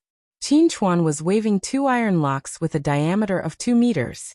The original stone locks had been replaced with bullets, and when he heard the news, he immediately threw the iron locks to the side. The entire Ministry of War was shocked. He was ecstatic at first, but after laughing for a while, he seemed to have thought of something and became depressed again. He put his hands behind his back and looked to the south. There was someone's grave there. Tong Jinya was doing the same thing as him. He stroked his beard and had a faint smile on his face. It was as if this smile had never appeared on his face before. Now that Her Majesty has a descendant, there's no need to worry. After a few years, I might be able to see you earlier. Hua Hua, Zhuiyan Xiong Yaoha, Feng Ho Gui Hong, White Stone Eagle, Tai Yan. Subsequently, the news spread among the people, and the entire Lan City was in an uproar. Someone bring out the set for the new year. This is a joyous occasion, a joyous occasion. In one day, the entire Lan City turned from sunny to ghostly. White bones and skeletons were hung everywhere, and a small red flower was wrapped around them. First, set a small goal. For example, remember in 1 second. Booksellers Mobile. Chapter 979. At the banquet that night, the hall was bustling with noise even before the Empress arrived. The descendant of Her Majesty is naturally talented. In the future, our aboriginals will have another exceptional expert. Not to mention inheriting all of Her Majesty's talents. Even half of them will make him an exceptional expert. It's really strange that he actually stayed in Her Majesty's womb for 3 years. I've never heard of a child born in 3 years. Doesn't this mean that he's different from the rest? Today is really a joyous day. Her Majesty has a child, and I can finally rest assured. Even outside the hall, one could hear the hustle and bustle inside. Her Majesty has arrived. Zhao Prince Consort has arrived. Following the announcement of the guard at the door, everyone in the hall shut their mouths and looked toward the door. There were 2 doors at the front and back of the hall. Entry was through the main door, and those who left early would leave through the back door. The Empress, dressed in red, strode into the hall with her long hair fluttering in the wind. She was carrying a drowsy baby in her arms. The baby was slightly bigger than a newborn. What surprised everyone the most was that the baby actually had long hair on its back. The hair was braided into a whip and coiled around the Empress's bosom. A portion of the hair covered her body like a cup. Rinpoche, who was beside the Empress, was half a step slower. Everyone was used to this scene. At this moment, Everyone's attention was focused on the baby in the Empress's arms. As the Empress entered the hall, everyone was delighted. They were relieved that the Empress had given birth. However, their expressions and gazes quickly changed. Their eyes widened, and they couldn't close their mouths. Kismet heaven? Someone exclaimed. Even more people had their mouths wide open, their faces filled with disbelief. It was actually Kismet heaven. Kismet heaven as soon as he was born. How was this possible? Was the child that Her Majesty was carrying in her arms that was born today? One had to know that Tonglan was extremely talented, and Tongjinya had high hopes for her. She had also reached Kismet heaven at the age of 7. This speed was already amazing, and it was rare even among the aboriginals. They had never heard of anyone being born at Kismet heaven. Renbachyan looked at everyone's expressions and felt quite pleased. After all, this was his child. It was just like how parents like to show off their children on their WeChat moments. At most, they would show off what the child had learned, such as painting, foreign languages, playing the piano, or martial arts. But it was useless. My daughter scared you to death the moment she was born. Cough. Renbachyan coughed softly as he sat beside the Empress. An uproar erupted in the surroundings. Kismet heaven? How is that possible? He's already a Kismet heaven at birth? Unheard of. This kid is so terrifying. I've never heard of such talent before. Unprecedented throughout the ages, number one under the heavens. Renbachyan's eyes narrowed as he listened to everyone exploding. He turned his head to look at the little fellow. At this time, she was already completely asleep. The noise in the main hall did not affect her at all. Her snot bubbles were coming out one after another, as if she was smeared with soap. Not bad, he was his biological son and had inherited his powerful genes. The Empress chuckled as she sat there. It was rare to see such an Empress. At the banquet that followed, everyone was less interested in eating. Instead, they focused all their attention on the baby in the Empress's arms. It was too shocking. Everyone was at a loss for words and couldn't find anything to say. Until the end of the banquet, when the Empress and Renbachyan left with the child, everyone was still sitting in the main hall and discussing for a long time. Everyone was ecstatic.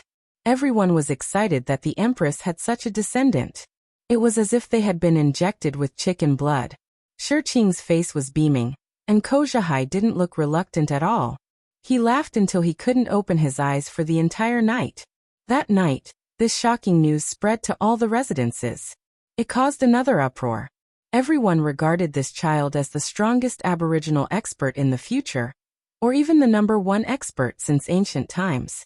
Even Li Fu, Qingyun Sword, and the others had heard about it. The next day, Li Fu asked to see the Empress for the first time. This was the first time he had taken the initiative to come to the palace after coming to Lan City. His purpose was to take a look at this child. Allow him to take a look. The Empress waved her hand. The uproar of everyone made her feel very excited. There wasn't a parent who didn't want their offspring to be a world-shaking expert. In particular, this child showed exceptional talent at birth. Wow! The little fellow was stumbling in the main hall as she chased after the golden retriever, which was Ting Ling. The little monkey from back then had grown a lot, and was half the height of a human when it stood up. It had enjoyed a few years of bliss in the palace. However, everything came to an abrupt end today. In order to tease his newborn daughter, Renbachyan carried Ting Ling over. At first, it happily squatted on Renbachyan's shoulder. However, as soon as the little fellow saw Ting Ling, it crawled over with glowing eyes and opened its arms. Wow! Renbachyan touched Ting Ling's head and placed it in front of the little fellow. The little fellow reached out and grabbed a handful of hair, scaring Ting Ling into running away as if it had seen a ghost. Stay in the main hall and don't go out. Renbachyan casually said this and pushed it straight into the fire pit. Although the little fellow stumbled as she walked, she was strong and could climb very fast even when she was crawling. She was able to run 7 to 8 meters away in no time, chasing after the Ting Ling until there was no way out. This was the scene that Li Fu saw when he came in. After taking a closer look at the little fellow, Li Fu was also shocked. Was she really born yesterday? Nonsense. Renbachyan rolled his eyes. Hiss. Li Fu took a deep breath and said, It's actually true. It's actually true. After a while, Li Fu suppressed the shock on his face and cupped his hands at the two of them. With such amazing talent, this child should be the backbone of the human race. You are as timid as a dog, yet you expect a child to be the backbone of the human race? How can you have the nerve to say that? The backbone of the human race should be able to stand tall and face life and death. That is the backbone of the human race. No matter how talented this child is, she's just one person. She doesn't deserve this. Ren Baqian stood there and scolded. Li Fu's face turned pale from the scolding. After a while he sighed and said, I heard that Su Wuming died in your hands, right? Sigh. What a pity. Stop changing the subject. Ren Baqian scolded again. If you continue, I won't have the face to stay here any longer. Li Fu covered his face with one hand. You are right. The human race should stand tall and be the backbone of the human race. I don't deserve the title of the world's most powerful expert. If the two of you don't mind, let me teach her some tricks. I might be able to help her in the future. Ren Baqian's expression softened a little. This old fellow was as timid as a dead dog all the time, but he finally had some face today. However, his daughter, she was already begging to be taught by the world's most powerful expert at birth. She was a proper protagonist. In the following days, not only was Lan City shaken, but even the Yun nation was shaken. Hongwu immediately returned from the Protectorate of the North. Zidonglai Li Qianqiu and the others, Shi Wanya, Zhuyu, and the others also sent their subordinates back to Lan City with valuable gifts. Nowadays, there were a few Yun nation families in Lan City that did business all year round. They were smart people and were the first group of merchants to go to Lan City after the Yun nation was destroyed. They also sold their goods at low prices. They could be considered to be insightful. In the past few years, not only did they build a relationship with the Zhang family, but they also established a foothold in Lan City. The news that the Empress had a child who was an earth-will expert at birth shook Lan City and Dayo. Naturally, this news was also spread back to the Yun nation through their caravans. The world was shaken. First, set a small goal. For example, remember in 1 second. Booksellers Mobile. Chapter 980. G. The Empress closed her eyes and flipped through the dictionary. She twirled her finger in the air, and then pointed it downwards. That's it. Ren Baqian. The Empress's finger just so happened to touch a do. Chijilu? What kind of name was that? The Empress opened her eyes and looked at the position that her finger was pointing at. She recited it in her heart twice, and her face immediately turned cloudy. It doesn't count, let's do it again. The Empress closed the dictionary without hesitation, and a hole appeared on the table. Ren Baqian skillfully took out a dictionary from beside him. Behind him were 2 stacks of dictionaries that were 1 meter tall. Previously they were 2 meters tall. Chun. Li. Again. Tisayu. This one is not bad. She's not even as good as Chi Yuqing. Ren Baqian curled his lips. Again. Great. Chi. You might as well add a word. Great sage, heavens equal this domineering person. I wonder if he'll cause trouble for you. I don't think he dares. And I. Like stand. After a short while, Ren Baqian stretched out his hand and touched empty air. He turned his head and saw that there was only 1 dictionary left.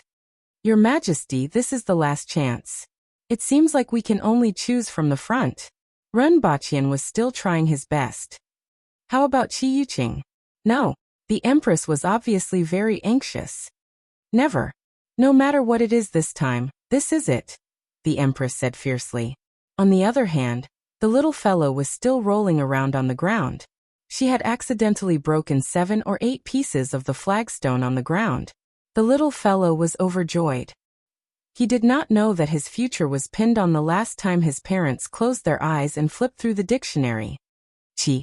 Air. Upon seeing this word, Ren Baqian's expression changed. He turned to look at the little fellow with a face full of grief. Flower. After hearing the last word, Ren Baqian fell silent. Ren Baqian looked up at the Empress, whose face had turned from cloudy to stormy.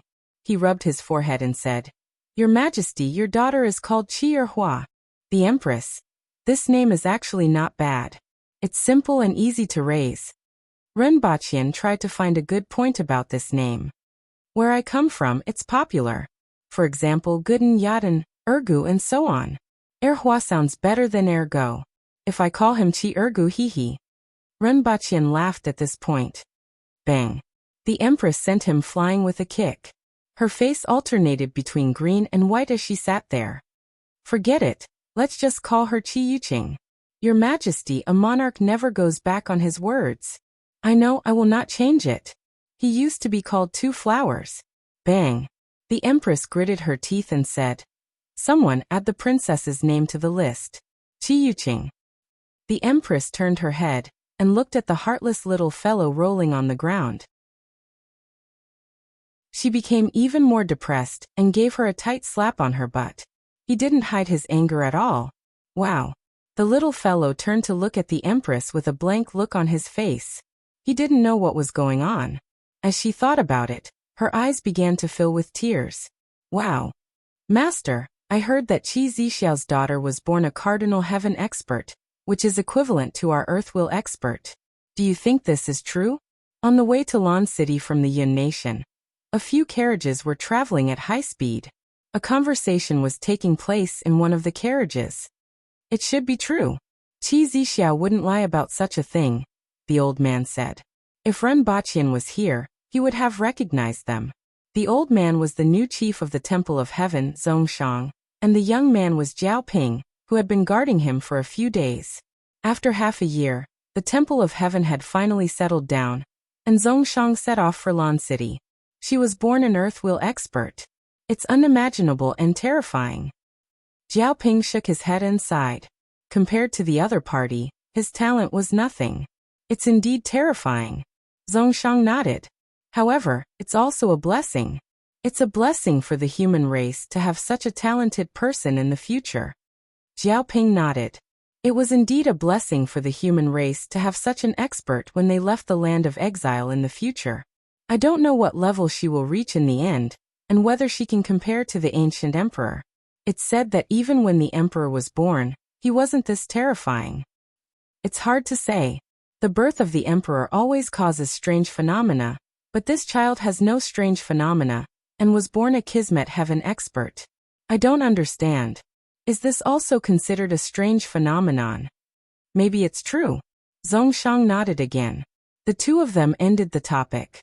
After a while, Jiao Ping said, I've heard of Dayo's official road before, but now I know how amazing it is. The entire road is extremely wide and has no gaps. It is said to be built with something called cement. It took less than 100,000 people 3 years to complete this path. His words were full of amazement. One had to know that it would take 100,000 laborers to build more than 500 kilometers. Even an ordinary stone road that was 3 meters wide would take 10 years to build. This road was at least 12 meters wide, but it only took 3 years to build. The road was wide and much smoother. Visitors from the outer realm shouldn't be much to him, right? As Zhongshang spoke, he pulled open the curtain and looked outside with anticipation in his eyes. He hoped that the future of the human race would be like this. After a week, Ren Baqian and the Empress calmed down from the joy of becoming parents for the first time. Although the little fellow was tyrannical and talented, it was still relatively easy to play with. Anything interesting could keep her entertained for half a day. As for eating, the Empress was right. The little fellow actually only ate meat. Furthermore, her eyes lit up when she saw the Empress drinking. She would clap her hands and cheer. This gave Ren Baqian a bad premonition. He was afraid that the little fellow would grow up to be a wine barrel. Afterward, the Empress dipped her chopsticks in white wine and fed her half a bowl. Ren Baqian felt that this prediction had become a reality. At this time, the little fellow was wearing a red tutu and dragging 2 whips that were more than 2 meters long behind her head. She was chasing the roaring emperor on the ground. The roaring emperor was only at the man-will level and didn't dare to dig a hole in the hall. At this time, it was forced into a corner by the little fellow and looked flustered. Ren Baqian went forward to lift the little fellow and smiled gently. Little fellow, it's time to see Grandpa and Grandma. Although his smile was gentle, he was unsure. He didn't know what the pair of devils at home would think when they saw their granddaughter, who was only half a month old and could already run, jump, climb up the roof, catch chickens, and chase dogs. Her muscles were bulging like a bodybuilder, and her body seemed a little disproportionate to her head. It was as if her body was one size bigger, and she could smash a wall with one punch. However, an ugly daughter-in-law had to meet her parents-in-law sooner or later. Renbachian's daughter had to meet the elders. Woo? Woo. Woo. The little fellow was puzzled after being picked up, but she quickly became cheerful. Her face was beaming with a smile that was as clear as a gem. Your Majesty, let's go. Renbachian pulled the Empress, and the three of them disappeared from the palace. First, set a small goal. For example, remember in 1 second. Booksellers Mobile. Chapter 981. Wow! The little fellow had just arrived on Earth. After seeing that everything around her was completely different, she let out a joyful cheer and patted Renbachian's shoulders with her 2 little palms. Bang! Bang! Renbachian grinned. If it weren't for his strong body, he would have been sent to the emergency room. Have you found someone to take care of her? Renbachian asked. Although the little fellow didn't need to be taken care of like an ordinary baby, she needed someone to play with her at all times. No matter what time she woke up, whether it was midnight, 2 a.m., or 8 a.m., she needed someone to play with her at all times. Otherwise, she would roar like a lion. The Empress rubbed her eyebrows. It wasn't that easy to find someone. To be able to control the little fellow, one had to be at least at the peak of Kismet heaven. Considering the growth of the little fellow, it was best to have the strength of a Cardinal Heaven expert. Cardinal Heaven experts were also considered the top fighters in Dayo. Most of the experts at the peak of Kismet heaven had duties, let alone Cardinal Heaven experts. Renbachian couldn't possibly ask them to throw their duties aside to look after the child, could he? Otherwise, call Xianja back to atone for her crimes. Renbachian looked at her expression and knew that it wasn't settled yet. The Empress glanced at him and said, "You are especially concerned about her. After all, she was dismissed and punished because of me. Besides, it's convenient for you to use her. She has arranged the palace guards in an orderly manner for so many years." Renbachian's mouth twitched, and he almost sneered at the Empress. I was the one who said 3 years. The Empress frowned and obviously didn't want to change her mind. TSK, how fragrant. Renbachian clicked his tongue. Boom. The Empress carried the little fellow with one hand and put the other behind her back. Her expression kept changing as she stood there. After a while, she gave up on the idea of calling Xianja back and decided to see if Shiwanya could find a suitable person. After all, there were many experts in the 60,000 mountains. Although they were fierce and unrestrained, Shiwanya had taken a few years to bring 30% of the villages under his control. Perhaps he could find a suitable candidate. Renbachian climbed out from a pile of bricks, changed his clothes, sat in the living room, and pressed a button. A holographic image immediately appeared in front of him. Boss, you're back. In the picture was a woman wrapped in a bath towel. Don't look at her face. That's right, she was Xinfeng's assistant. Although she was a woman, she looked more manly than a man. Sometimes Renbachian wondered why his assistant was so different from other people's assistants. Sure enough, everything in the movies was fake. Are the 2 demon kings in my family here? Renbachian asked lightly. I've been here for 10 days. I'm currently staying in the villa area. Renbachian told them that he would be back in half a month. He didn't expect them to rush over after a few days because they couldn't stay at home. Oh, got it. What about 10,000 years? He's currently in Wuxia City and seems to be cooperating with the Armed Forces United Command. Has anything happened recently? The experts from the military have fought with the US 3 times in Africana and lost more than 10 people. Renbachian listened quietly. The conflict between the rising number 1 country and the former number 1 country that was unwilling to give up its position had never lessened. In other words, the 2 sides were using various conflicts to test each other's strength and confidence in various aspects. After all, the 2 countries couldn't go to war with each other with real swords and guns. After the US demonstrated the exoskeleton equipment and successfully swayed some of the opportunists, the military sent people to Africana. They didn't expect the conflict to take so long. According to the narration, the 3 skirmishes involved dozens to hundreds of people. The military lost more than 10 manual experts, while the other side only lost more than 10 people. The number of casualties on both sides was equal. After the outbreak of these 3 skirmishes, the opportunists immediately stood firmly by the other side, waving flags and shouting war cries. The various political and economic visits they had conducted had already explained everything. The difficulty of cultivating a man-will expert and manufacturing an exoskeleton were completely different. It could be said that an ordinary person, who had practiced martial arts, could use an exoskeleton after a short period of training. However, for an ordinary person to reach the man-will level, not only did it require time, resources, and talent. Under such circumstances, it was easy to understand why the opportunists made such a choice. Rinpoche sneered. Those people had never seen an earth-will expert, and didn't know how huge the gap between a man-will and an earth-will expert was.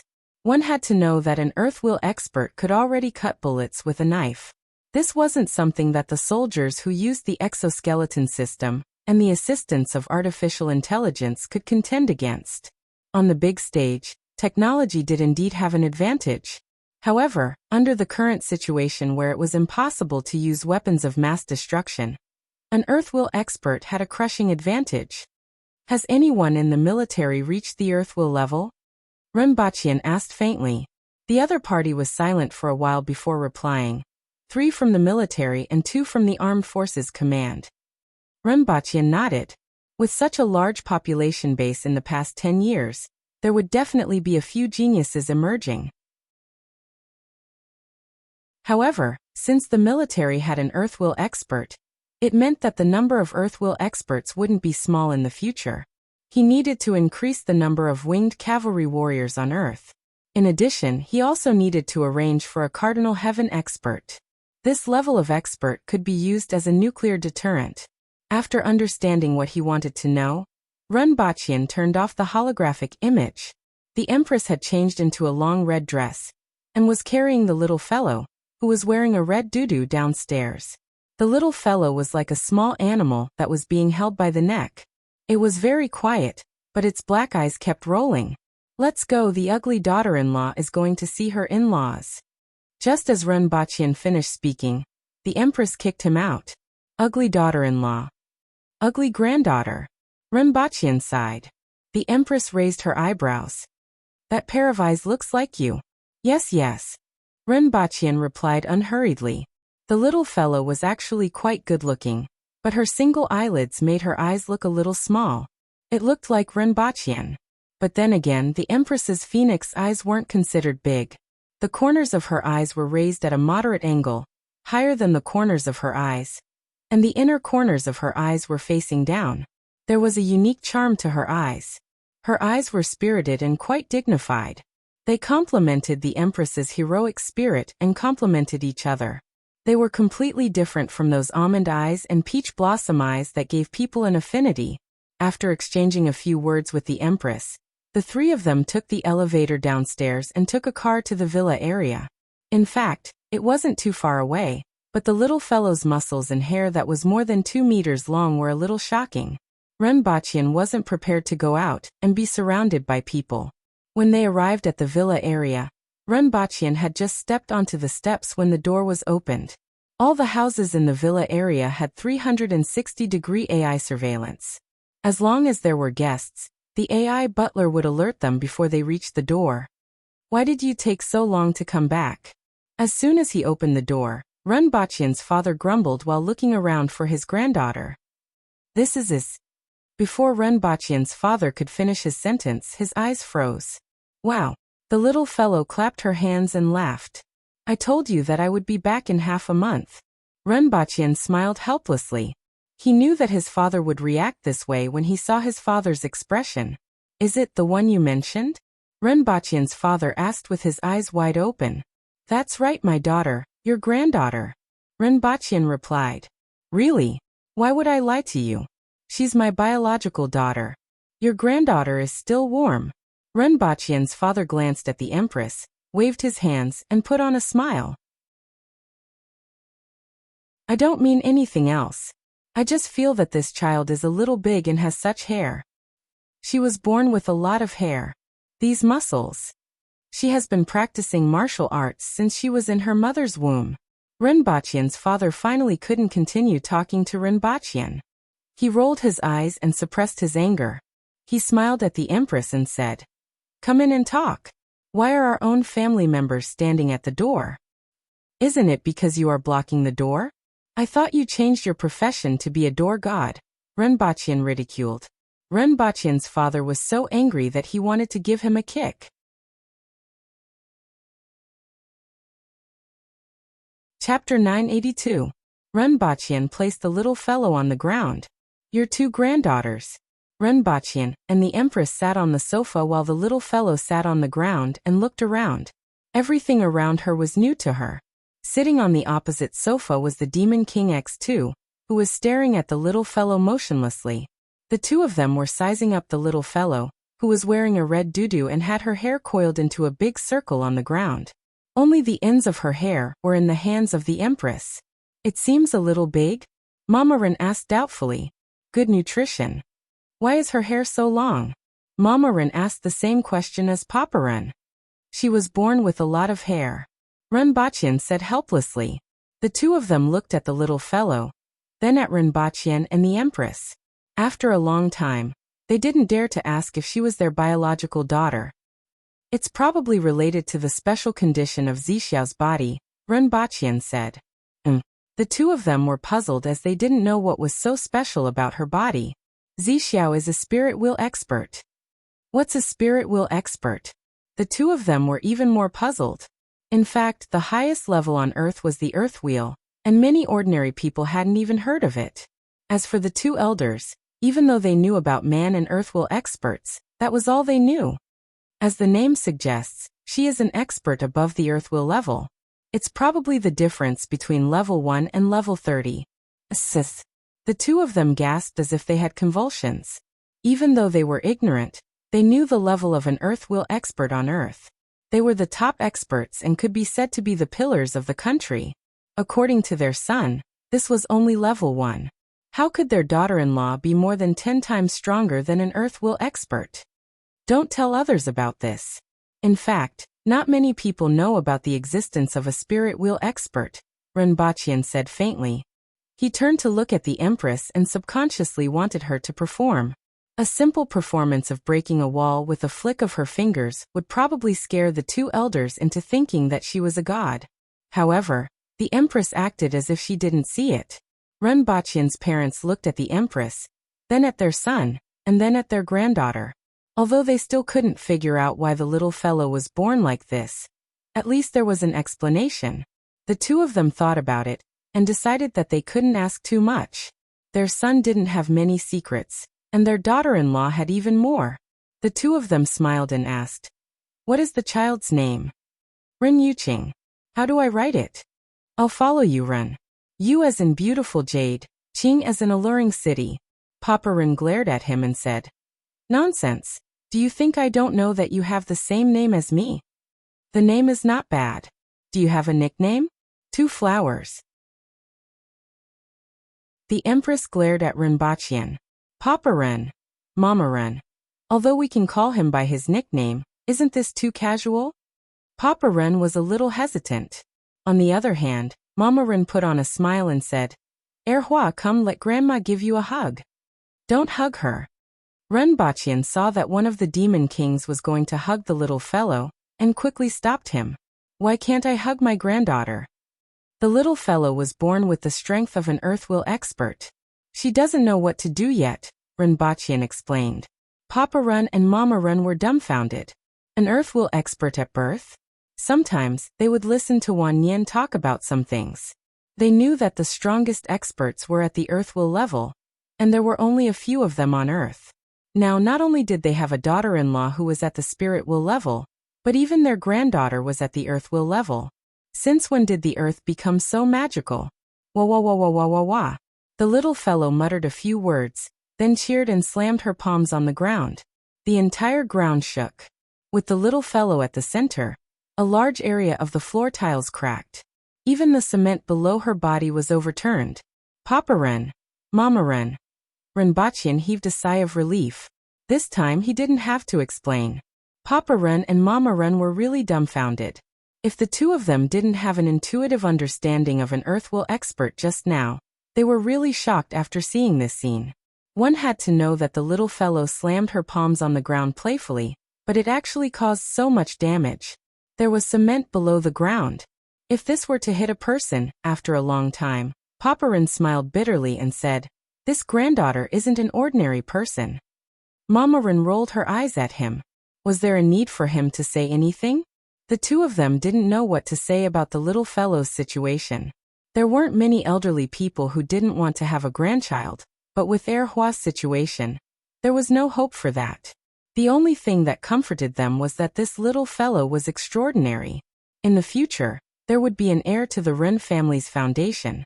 Afterward, they put this matter aside and chatted with Renbachyan and the Empress. After all, these two people were rarely seen, especially their daughters-in-law. Not long after, there was no place left intact on the ground. The solid wood table at the side was also broken. The television was also broken. Half of the wall had collapsed, and the door frame had collapsed. The little fellow still wanted to reach for the electric wire, but Renbachyan quickly pulled it back. At this time, Papa Ren and Mama Ren could only smile bitterly. Not long after, Renwanyan also came back. He pushed the door open and saw the situation in the room. What's going on? Was it robbed? I've never heard of houses being demolished after being robbed. Big brother, sister-in-law. Your niece did it. Papa Ren smiled bitterly. Niece? By the way, where's my niece? Then he saw Ren Yuqing smashing a piece of cement on the ground with her palm. The little fellow held the overturned cement in her hands, clapped her hands, and immediately turned it into powder. The little fellow was so excited that she couldn't stop crying. This time, it was Renwanyan who was gasping in shock.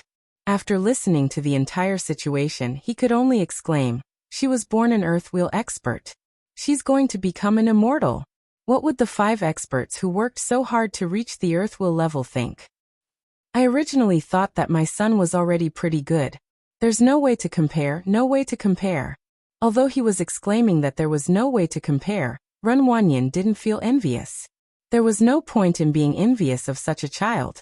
Only his elder brother, and that mysterious sister-in-law could have such a demon-like descendant. Everyone had dinner in this dilapidated house. Since the house was going to be destroyed anyway, they might as well let the little fellow run around. After dinner, Renbachyan and Renwanyan went to the study to have a chat. Today, New Century was already one of the top technology companies in the world, and was ranked among the top 3 companies in the world. Although the basic technology was still in the hands of the nation, Renwanyan hadn't been idle all these years. He had also developed some of his own technology. Furthermore, he had investments in many technology companies. There were a few that Renbachyan valued the most. One of them was an aerospace company. The company that Renwanyan had invested in had sent people to the moon more than 10 times. Currently, they were carrying out a private mission to and from Mars. In fact, a few major countries had already achieved this. Another was robots. Renwanyan had invested in 2 relatively large robot companies, which were currently a hot topic. Another was artificial intelligence. With the popularization of 6G, there were countless companies researching artificial intelligence. Some of them even had simple intelligence. For example, the United States exoskeleton equipment used artificial intelligence to help ordinary people achieve a 1-to-1 casualty ratio with the help of an exoskeleton to a manual expert. The combination of robots and artificial intelligence had already caused an impact on the current society in all aspects. For example, there were fewer and fewer jobs such as cashiers and inventory clerks in society. Other jobs such as translators, doctors, and teachers were also impacted. For example, drivers and porters had been eliminated for nearly a decade. Fortunately, the nation had improved welfare in time. Coupled with the virtual world, some people invested in the virtual world, which reduced social instability. Of course, the disadvantage was that the birth rate was extremely low. This wasn't only the case in China, but also in the entire world. Now many experts have proposed to artificially breed babies and raise them together, or be adopted to improve the current fertility situation. However, compared to this, many people were more concerned about the immortality project. The immortality project was actually divided into two types. One was to extend life and reverse aging. This technology had been buzzing for decades, and there had been some real progress today. The other type was to store people's thoughts in the internet. This was also one of the reasons why New Century Company was so popular. The thought control system allowed them to see a glimmer of possibility. Ren Wanyan had also invested in research in this area. In addition, there were materials and energy fields, as well as medical fields. Ren Baqian had a need for many of them. The huge market share, profits, and prospects of New Century Company allowed Ren Wanyan to spend money on some frontier fields without considering short-term returns. What Ren Baqian wanted was their future. First, set a small goal. For example, remember in 1 second. Booksellers Mobile.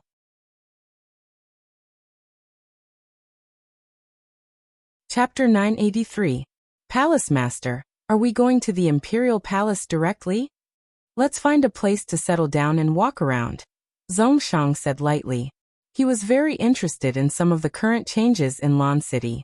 After passing through the road from the Yun Nation to Lan City, his interest had intensified and could even be said to be urgent. Previously, he could only read about it from the dossiers, but now he could finally see it with his own eyes. After entering the city, Zhongshang looked at the electric poles on the roadside from time to time. It was said that these things made Lan City brightly lit. Nowadays, many people in Great Xia had heard of Lan City's reputation as a sleepless city. However, it was hard for the people of Great Xia to imagine that such a name would appear in a place like Dayo, which was like a barren land. Some people even speculated that Dayo had stolen a huge amount of kerosene from the Yun Nation and lit it up in the city overnight. It was a very foolish guess, but outsiders would never be able to imagine what an electric lamp looked like. It was even difficult for them to understand. On the other hand, the Temple of Heaven's dossier said, "Place thunder and lightning in a crystal ball, and the night will be bright." After settling down, Zhongshang led a few people to walk on the streets of Lan City. I haven't seen many people fighting fiercely along the way. It's a little different from the rumors. It is said that Lan City has built 8 arenas. Any disputes will be settled in the arenas. Otherwise, there will be heavy penalties, Jiao Pingsui said. Zhongshang nodded slightly. This was a good idea. Not only did this maintain the aggressive nature of the aboriginals, but it also reduced disputes among the people. Only a nation like Dayo, where strength was respected and the imperial court was filled with top-notch experts, could use this method. It was impossible for other nations to do so. What is this place? Why does it smell so bad? It should be Jinghua. Jiaoping guessed. The well was a place to relieve oneself. It was usually a building that was slightly taller than an ordinary building, and one could go up the stairs from the outside. Below it was a bucket filled with filth. Oh. Zhongshang took a quick look at it. It was different from the common well spiders in Great Xia. It was much bigger, and there were no external stairs or doors. People could only enter from the side.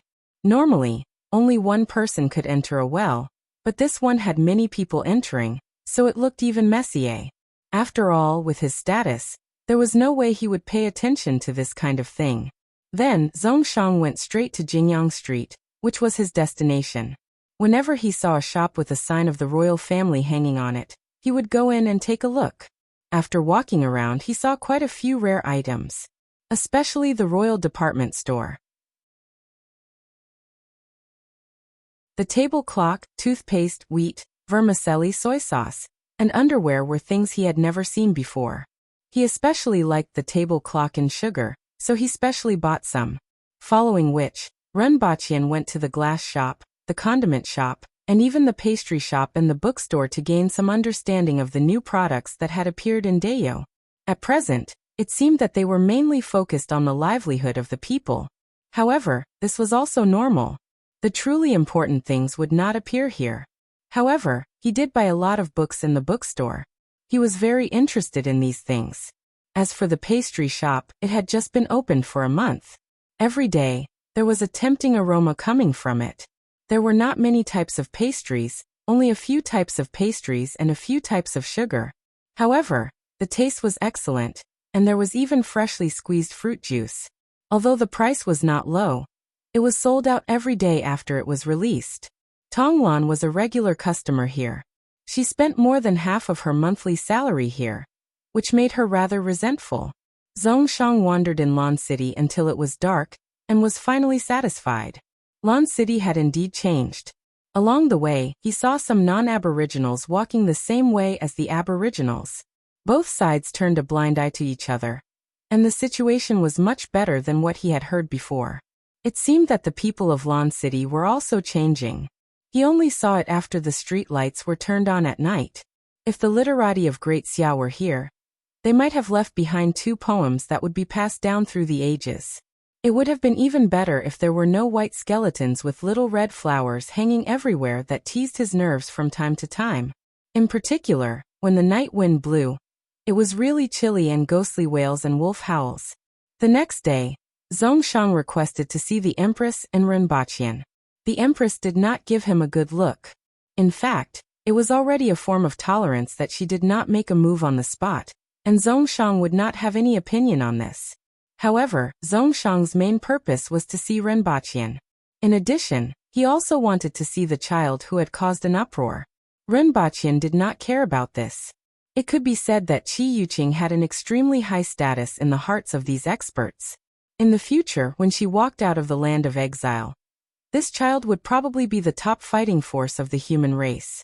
After seeing the little fellow, Zhongshang looked at Rinpochian and asked, "Can I see her condition? The muscles on her body seem a little unnatural." Rinpochian nodded. In fact, he also knew what was going on with Qi Yuqing's muscles.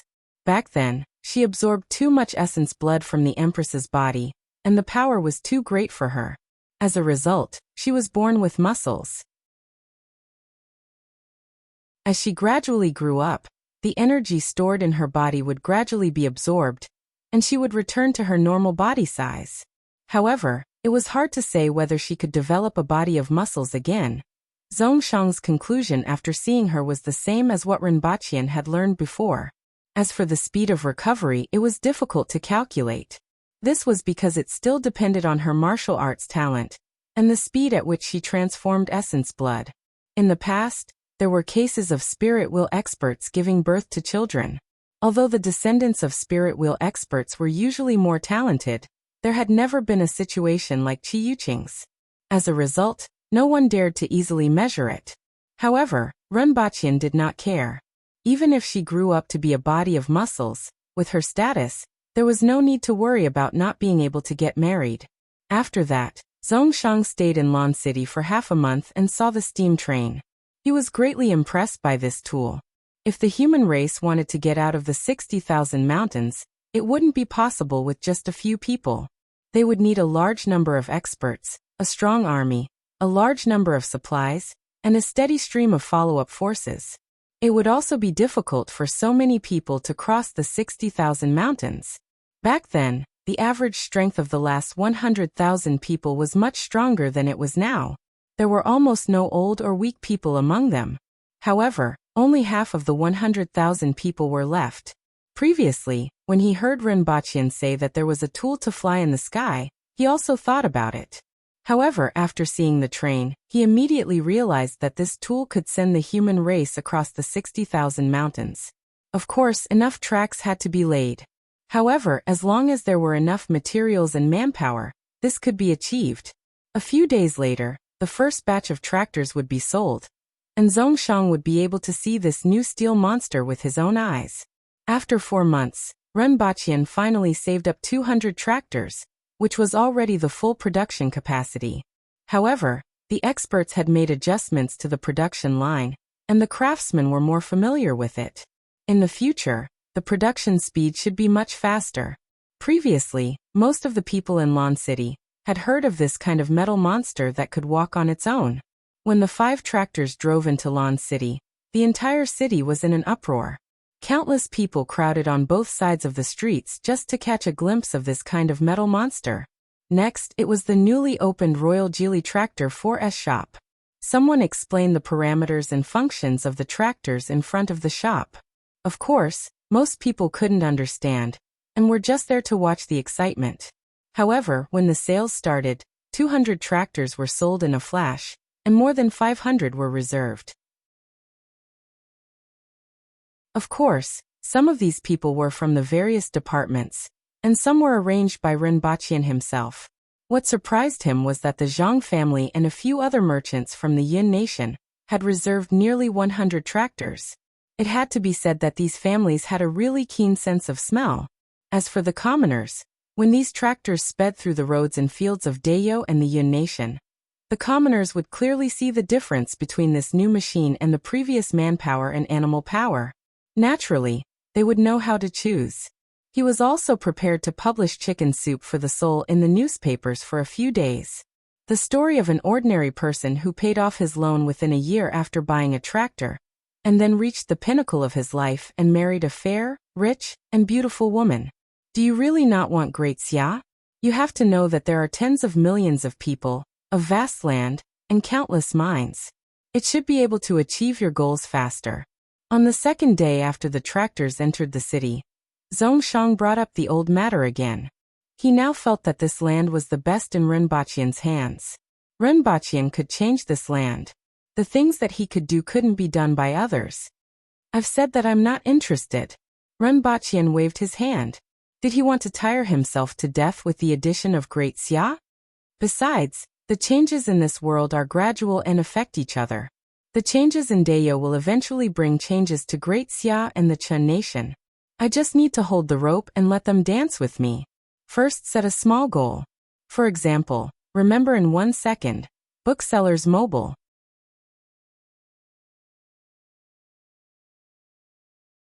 Chapter 984. Half a month later, after half a month of driving training, the first batch of 200 tractors finally set off. 60 of them were carrying a large amount of glassware, animal skins, and spices to the Yin nation.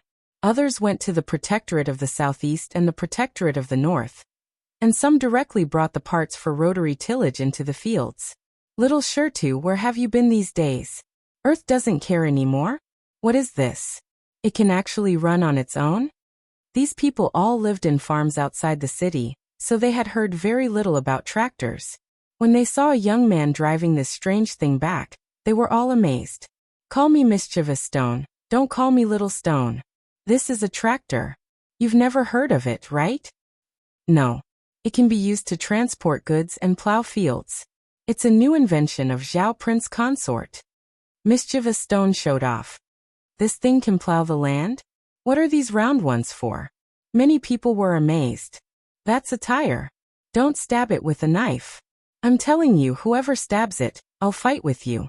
The man who was originally sitting on the tractor and showing off according to the script suddenly jumped down in exasperation. Everyone chuckled and dispersed. How about it? Do you want to compete and see who can plow faster? What's there to compete about physical labor? 1 tael of silver. If you win, I'll give you a tael of silver.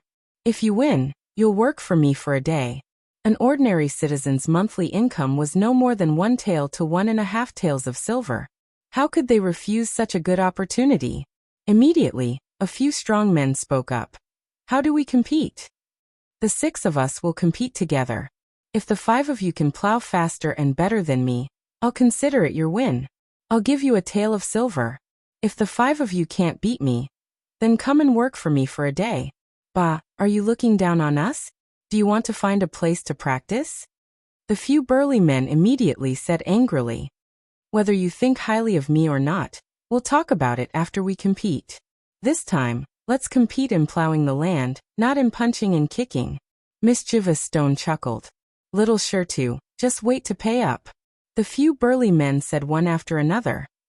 All right, tomorrow morning, we'll start at dawn. Mischievous Stone laughed and said, Get out of the way, I won't care if you bump into me. He stepped on the accelerator, and the tractor drove away with a tutu-tutu sound. TSK, this thing is really fresh. Speaking of which, Zhao Prince Consort is really amazing. So many things were made by him. Yes. Although he isn't strong, all the new things in Lan City in recent years are related to him. Nonsense. How could His Majesty's judgment be wrong? Otherwise, why would Her Majesty choose him to be her husband, even though we have so many experts and talents? He must be amazing. Did you hear? A few years ago, Zhao Prince Consort had a duel with someone and created such a huge pit outside the city. I went to see it when I entered the city. It was more than 100 meters. I also went to take a look. I heard that a single strike created such a huge crater. Everyone was talking about him. After a few years, the people around Lan City had changed their opinion of him. However, everyone still felt that even though Zhao Prince Consort was impressive, it didn't mean that he knew how to farm. They didn't believe that such a thing could surpass 5 strong laborers and the fork-horned cow. The next morning before dawn, everyone arrived at the field. Even those who weren't participating in the competition were willing to come and watch the show. More than half of the 100 people in the village had arrived. Little Shirtu isn't here yet? Don't tell me that guy is still sleeping. Let's wait. Why don't someone go and wake him up? Just when everyone was getting impatient, they heard a flapping sound from afar. He's here, he's here. Why is this thing farting along the way? These words immediately caused a burst of laughter. However, everyone was somewhat envious of Little Shirtu, who was riding a steel monster with a trail of smoke all the way from afar. This thing looked very cool. However, what everyone couldn't understand was how Little Shirtu got so much money. The weight of this steel monster wasn't light, and the price was definitely not something that ordinary people could afford. It wasn't easy for Little Shirtu to fork out 3 taels of silver. Where did he get the money to buy such a steel monster? Hee, everyone is early. Little Shirtu, it's time for the competition, right? There are 5 of us and only 1 of you? I'll give you a chance to correct yourself lest you say that we are bullying you. Although these people were fierce, they were still simple and kind enough to remind him. Just don't say that I am bullying you when the time comes. Little Shirtu waved his hand confidently. A few days ago he had seen a demonstration of this thing. Okay, don't talk nonsense. It just so happens that the newly refurbished land is ready to be plowed. You guys start from that end. Little Shirtu, start from this end. Okay, let's do that. Little Shirtu smiled and drove the tractor to the other end of the field. When they arrived at the edge of the field, Little Shirtu first pressed down the raised rotary tiller, and the gears were deeply embedded in the soil. He turned his head to look into the distance, and saw that the people had already begun to work. Little Shirtu sat back on the tractor and touched it here and there. He couldn't hide the love in his heart. He didn't expect that such a good thing would fall into his hands. It was all thanks to his uncle, Tai Dao. After touching the brand new steel monster, Little Shirtu smiled and stepped on the accelerator. After installing the rotary tiller, the speed of the tractor slowed down a bit. He could feel the resistance from the soil. However, the steel monster under him still moved forward without hesitation. The people who were observing from a distance suddenly let out a soft cry. He turned his head to look at the 5 people.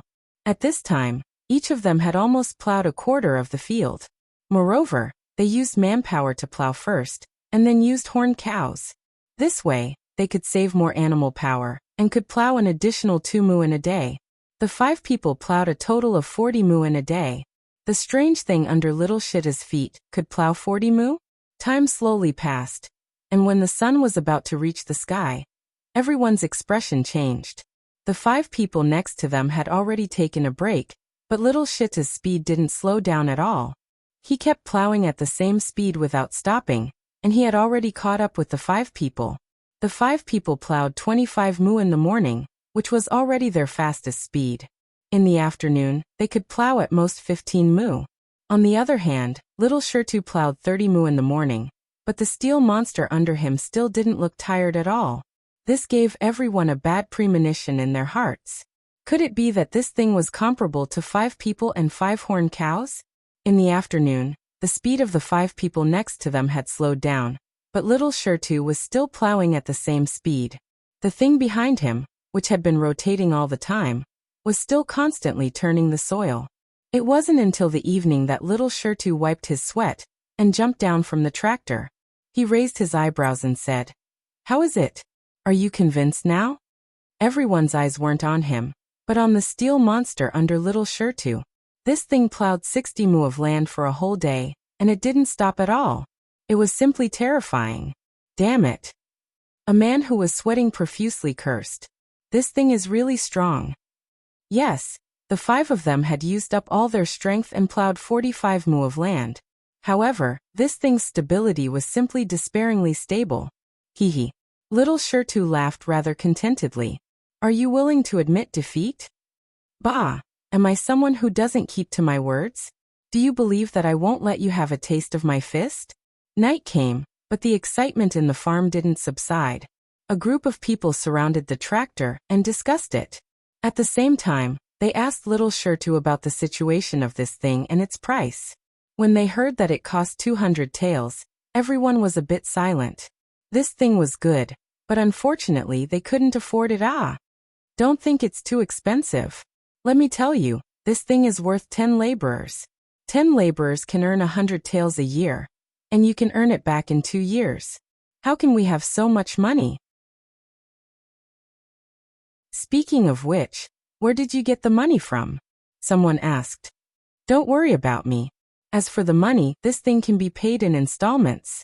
Zhao Prince Consort said that in order to improve the situation of us commoners, Her Majesty will use her own pocket to pay for it first. After that, we will pay a little more every year, and it will take up to 5 years at most. Do the math. After 5 years, we will pay 40 taels of silver a year. This thing can be used by 10 laborers to earn 100 taels a year, and the remaining 60 taels will belong to us. Moreover, after I pay off His Majesty's debt in 5 years, this thing will be mine. After little Shirtu finished speaking, the people around him began to count with their fingers and toes. After a long time, they still couldn't figure out if this was the case. What he said seems to make sense. Let me think about it. Someone said hesitantly. For the commoners, 200 taels of silver was an astronomical figure. Even if this figure was placed in front of them, it would be difficult for them to decide what to do. Most of them would just wait and see. In fact, this was Renbachian's objective. After all, the current production of tractors was completely insufficient. What he was doing now was to make tractors deeply rooted in the hearts of the people. 2 to 3 years later, when the lives of the first batch of people using tractors improved, the tractor market would be fully launched. Little Shirtu also said in a timely manner, "It's just like how you can buy it now if you want to. Let me tell you, 200 taels of silver. Don't you see how heavy this thing is? It's all made of iron, and the iron alone weighs more than 500 kilograms. I heard that Zhao Prince Consort is selling it at a loss, and Her Majesty is paying for it to make our lives better. Otherwise, believe it or not, this thing can't even be bought with 1,000 taels of silver. This thing already weighs more than 500 kilograms of iron. Can 200 taels of silver buy 500 kilograms of iron? However, I'm just saying this to you. There aren't many of these things now. The 6 departments have reserved them for a few months, let alone you guys. As for me, don't forget that I have an uncle who works under Zhao Prince Consort." After hearing little Shita's words, everyone began to feel grateful for the Empress's kindness. The Empress's reputation was already high, but she was so considerate of them, which made them deeply moved. Zhao Prince Consort's prestige had also greatly increased in their hearts. At the same time, they began to warm up to the tractors. Sometimes, they would hesitate when something was placed in front of them. However, when they couldn't buy it even if they wanted to, the situation would be reversed. Renbachian looked at the information in his hand and was quite satisfied. These people had done a good job. He estimated that the tractors that went to the Yun Nation would return in a few days. At this time, Zhongshang was sitting in the carriage and looking at the letter in his hand with a smile on his face. He and the others had only traveled half the distance, and the tractors that set off at the same time with so many goods had actually arrived at Pingdu a few hours ago. Amazing! It's really amazing! Zhongshang exclaimed. According to Zhao Prince Consort, This kind of thing had actually been eliminated on the other side of the sea. However, it was already enough to shock everyone here. They didn't know what the better things were like. No, he had seen better things such as quantum transmission. Unfortunately, he couldn't understand it. At this time, the Yin nation was also shocked by those iron monsters. In particular, the merchants who had been paying attention couldn't sit still.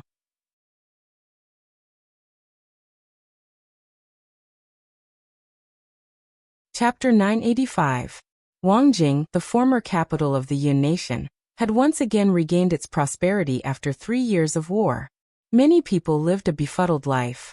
What the commoners talked about the most was the half-veiled woman in Qingyi Alley, the romantic affairs of the scholars, and the extravagant spending of money by Taiwanese businessmen. It was as if everyone had consciously forgotten that the world above them had changed. Or rather, it was the nature of the people of the Yun nation to live a befuddled life. Although there was still a gap compared to a few years ago, the people of Wangjing could still find some comfort in it. It seemed that nothing had changed. They only needed to ignore the tall and strong men that appeared from time to time in the city, as long as they didn't violate the few simple rules set by the Aboriginals. Then, everything would remain the same. Naturally, the few simple rules of the Aboriginals became a point of ridicule for the Aboriginal barbarians. However, for most people, the fewer the rules, the better. At noon, the sun shone down and scorched their bodies. The arrogant soldiers at the city gate were now obediently inspecting the pedestrians and caravans. On top of the city gate, there was a team of Aboriginal burly men wearing leather armor and carrying steel knives. At the moment, there were about 100 people queuing outside the city gate. Among them, 3 caravans accounted for half of them.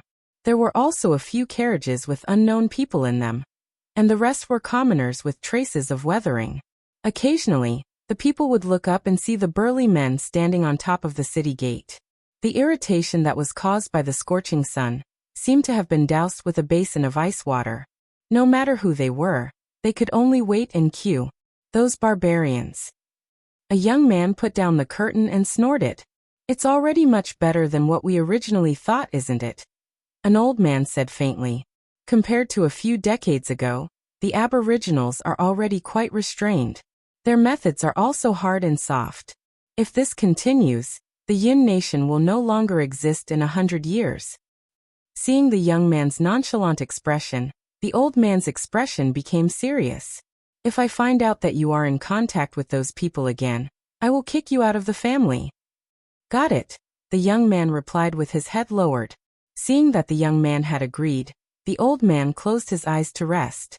Not long after, he heard chaotic noises coming from outside. The old man opened his eyes and asked unhappily, "What happened?" "I'll go take a look." The moment the young man got out of the carriage, he heard a tututu sound. He turned his head to look behind him, and his jaw dropped. He saw a bunch of strange-looking mounts covered in iron armor squeezing forward from the back. There was an Aboriginal sitting on the back of each of the mounts, and there was another Aboriginal sitting on the back of the carriage that they were pulling. "Get out of the way, get out of the way." The people lining up to enter the city made way for him. "Yin Nan." Hearing the shouts from the carriage, the young man took another look at the strange armored mounts before entering the carriage. "Father, it's a group of ancient race tribesmen. However, their mounts are really weird." "How so?" The old man was non-committal. It was recorded in the ancient books that there were all kinds of ferocious beasts in the 60,000 mountains. "It doesn't seem to be alive." The young man thought about it and confirmed, "That's right, it's not alive." The old man was taken aback. He pulled open the curtain at the side, and turned his head to look behind him. All he saw was a strange thing emitting smoke moving toward him. The old man stared at the strange thing until it passed by him. He was finally sure that it was just as Yin Nan had said. It wasn't alive. Below it were carriage-like wheels. There was no traction, but it could move on its own. Furthermore, the carriage that it was pulling was at least a few times larger than the ox cart. This thing was really strong. Then came the second one, the third one, and a total of 30 of them passed by him, and entered Wang capital without stopping. No one was surprised that no one dared to stop the Aboriginals from entering the city. Everyone's attention wasn't on them. Instead, they were on those weird things. After the Aboriginals left, the people who were hiding at the side returned to the path. Smelling the weird odor, they were all surprised. That's right. That's right. The 30 tractors entering the city caused quite a commotion in Wang capital. Many people scrambled to avoid these monsters and gathered together to discuss them after they left. As for the people on the tractors, they were very proud of themselves. They had learned 2 words from Zhao Prince consort. One was galloping like lightning, and the other was flashy. Although these tractors weren't galloping like lightning, they were flashy enough for them to show off.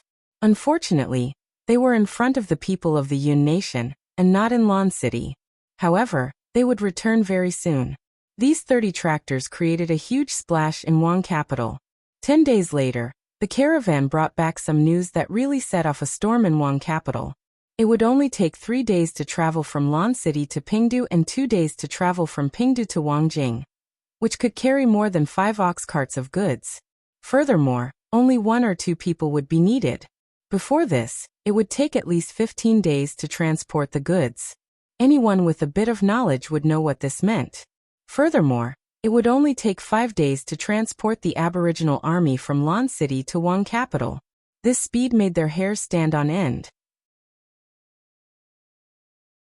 The consumption of rations was also extremely low, and it allowed the soldiers to maintain their full strength. For some people, their faces turned ugly when they heard this news. Fortunately, there weren't many of these things at the moment. Otherwise, they would be able to sleep. However, if they knew that the Aboriginals were currently building a strange thing that could allow an army to travel from Lan City to the Yun Nation in 2 days, and carry a large number of military supplies, they would have gone to bed right now. Some people were worried, and naturally, some were happy. Many merchants' eyes lit up when they found out about this so-called transportation tool. In particular, the price was only 200 taels of silver, which made them wish they could immediately grow wings and fly to Lan City to order a batch. Unfortunately, Lan City had temporarily closed the reservation, and would only open again in at least half a year. Many people had already planned to send people to reserve some when the time came. With this thing, the speed of transporting goods would be greatly increased, and the time and manpower consumed would be reduced by more than half. As for the ordinary people, they were more surprised that there was such a thing in this world, and that it had appeared in Dayo. For a period of time, people were everywhere discussing this strange tool that could move on its own without the help of animals. The more they talked about it, the more outrageous it became. It could travel 500 kilometers in a day and 800 kilometers in a night. Its head was bigger than a city gate, and it could spit fire when it opened its mouth. The words Zhao Prince consort were once again heard by everyone. Renbaqian put down the information on the repercussions caused by the tractor in various places. These were all within his expectations. Many of them were even personally arranged by him, such as those in the countryside. The results were very good, but it was a pity that it would take at least a few years to achieve his goal. His short-term goal was still the Aboriginals in the 60,000 mountains. After pondering for a while, Renbaqian picked up another stack of papers. This was what the Empress threw at him. It was the registration form for returning home. Lu Su, ranked 56th in the world. Spirit Wheel. Condensed a heaven-grade weapon. Handled by Blood Sea Demon. Chen Yuanping, ranked 73rd in the world. Spirit Wheel. Condensed a heaven-grade weapon. Handled by Blood Sea Demon. Zhao Zhao Zhao, ranked 75th in the world. Spirit Wheel. Condensed a heaven-grade weapon. Handled by Blood Sea Demon. Lu Yi, ranked 83rd in the world. Spirit Wheel. Condensed a heaven-grade weapon. Handled by Blood Sea Demon. Morong Qing, ranked 88th in the world. Spirit Wheel. Condensed a heaven-grade weapon. Handled by Blood Sea Demon. Dongcheng, not on the list of experts. Tianluan. It had been a few months.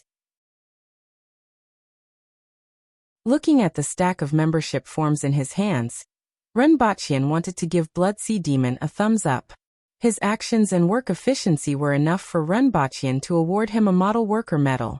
Of course, Renbaqian wasn't sure how many of these people really wanted to join, and how many only wanted to join because he held a knife to their necks. In any case, according to the notes from the rearguard commandery, half of them fought with Blood Sea Demon. And now, Blood Sea Old Devil was heading towards Coiling Dragon Valley. That was his old enemy. Blood Sea Old Devil had been entangled with them for dozens of years. Every time, it would be one against the other, or a group of them against him. Now he finally had a helper. Zhao Zhao and Murongqing went with Blood Sea Demon. Rinpochian was more interested in Dongcheng. It had been a few years since he came to this world, but this was the first time he saw a Heaven Wheel practitioner. The Heaven Wheel was the only way to advance from the Earth Wheel level to the Spirit Wheel level. It was also known as the path to heaven. Rushing through the gates of heaven would allow one to be reborn. If one couldn't, one would remain an Earth Wheel expert for the rest of their life. Generally, a practitioner would only stay at the Heaven Wheel level for a short period of time, ranging from a month to a year or two at most. They would either soar to the sky or fall to the ground. Therefore, practitioners at this stage would focus on their cultivation, which was extremely rare. The reason why Blood Sea Old Ghost reported this person was because of his potential. Heaven Wheel at the age of 23. Although he was far from being comparable to someone like Li Yuanzhu, he still had great potential. If everything went well, he would be able to reach the Spirit Wheel level within a year or two.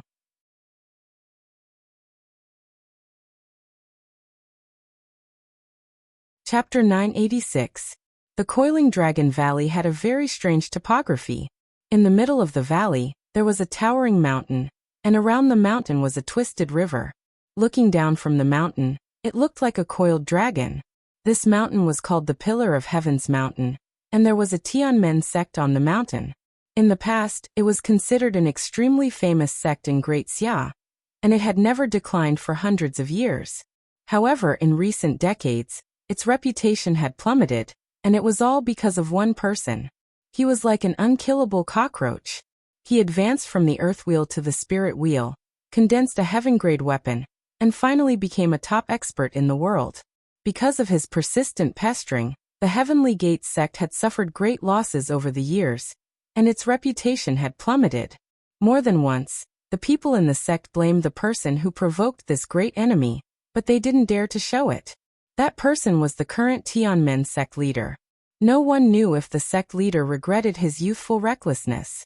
However, everyone was clear about one thing. At this point, the Tianmen sect could no longer retreat.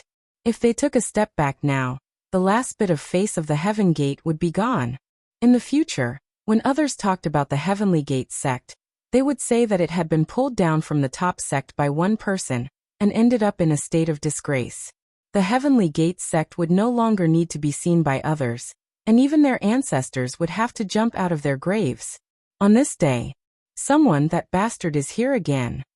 We've reached the entrance of the valley. Who? Old Ghost? Quickly informed the sect leader. As soon as the Blood River Demon arrived at the entrance of the valley, the Tianmen sect, which used to be a top sect, felt as if it was facing a formidable enemy. It could be seen how much pressure the Blood River Demon had put on the Tianmen sect. In fact, it was not only the Heavenly Gate sect. No matter who provoked such an unkillable opponent who became stronger the more they fought, everyone would feel numb. Even though he didn't do anything bad in Rinpochian's eyes, everyone in the Tianmen sect felt that he was an evil spirit through and through.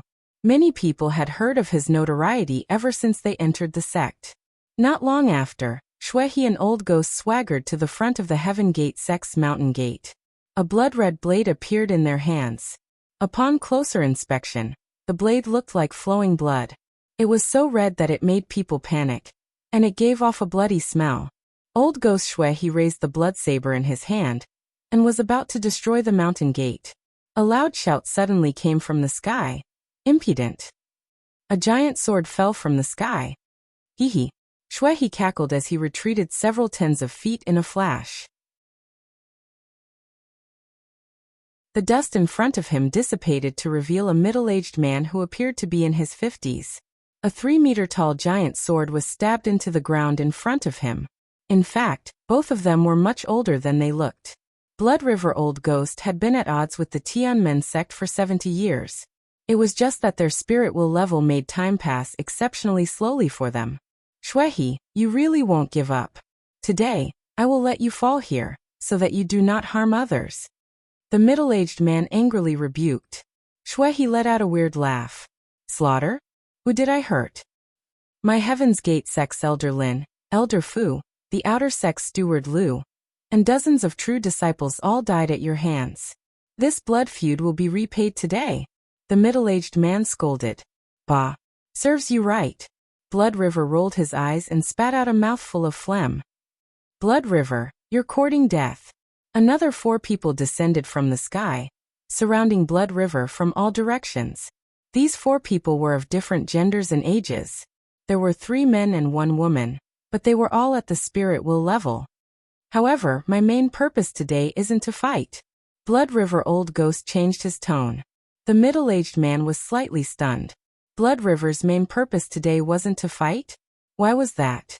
After fighting for so many years, he didn't believe that Blood River Old Ghost would stop. If Blood River Old Ghost was willing to stop, he would have done so long ago. A demon like you must be punished, but I want to know what you want to do. The Tianmen sect chief put his hands behind his back. TSK, I just want to ask if you want to join us. If you are willing to join us, I might let you off. Everyone sneered. You want to let us off? Even if you are one of the few experts in the world. Your words are too arrogant. You? Blood River hesitated for a moment and said in a muffled voice, Go Home Public Welfare Organization. In the end, he was too embarrassed to say the full name. Everyone was confused. What was he talking about? Those who are in cahoots with a demon like you are definitely evil. The Tianmen sect is a famous sect. How can we have anything to do with you scoundrels? The middle-aged man reprimanded with a sullen face, but he was vigilant. What organization did Blood River actually join? What kind of people were in this organization? From what he said, he actually wanted to pull him in. Presumably, the other people in the organization weren't mediocre. Then he made up his mind to keep Blood River here today no matter what. Previously, Blood River was already so difficult to deal with. If other people joined in, the danger would be greatly increased. He didn't know if Blood River brought any helpers today. Blood River revealed a strange smile and said, You better think carefully. This was proposed by Zhao Prince Consort of Dayo. You actually surrendered to the barbarians.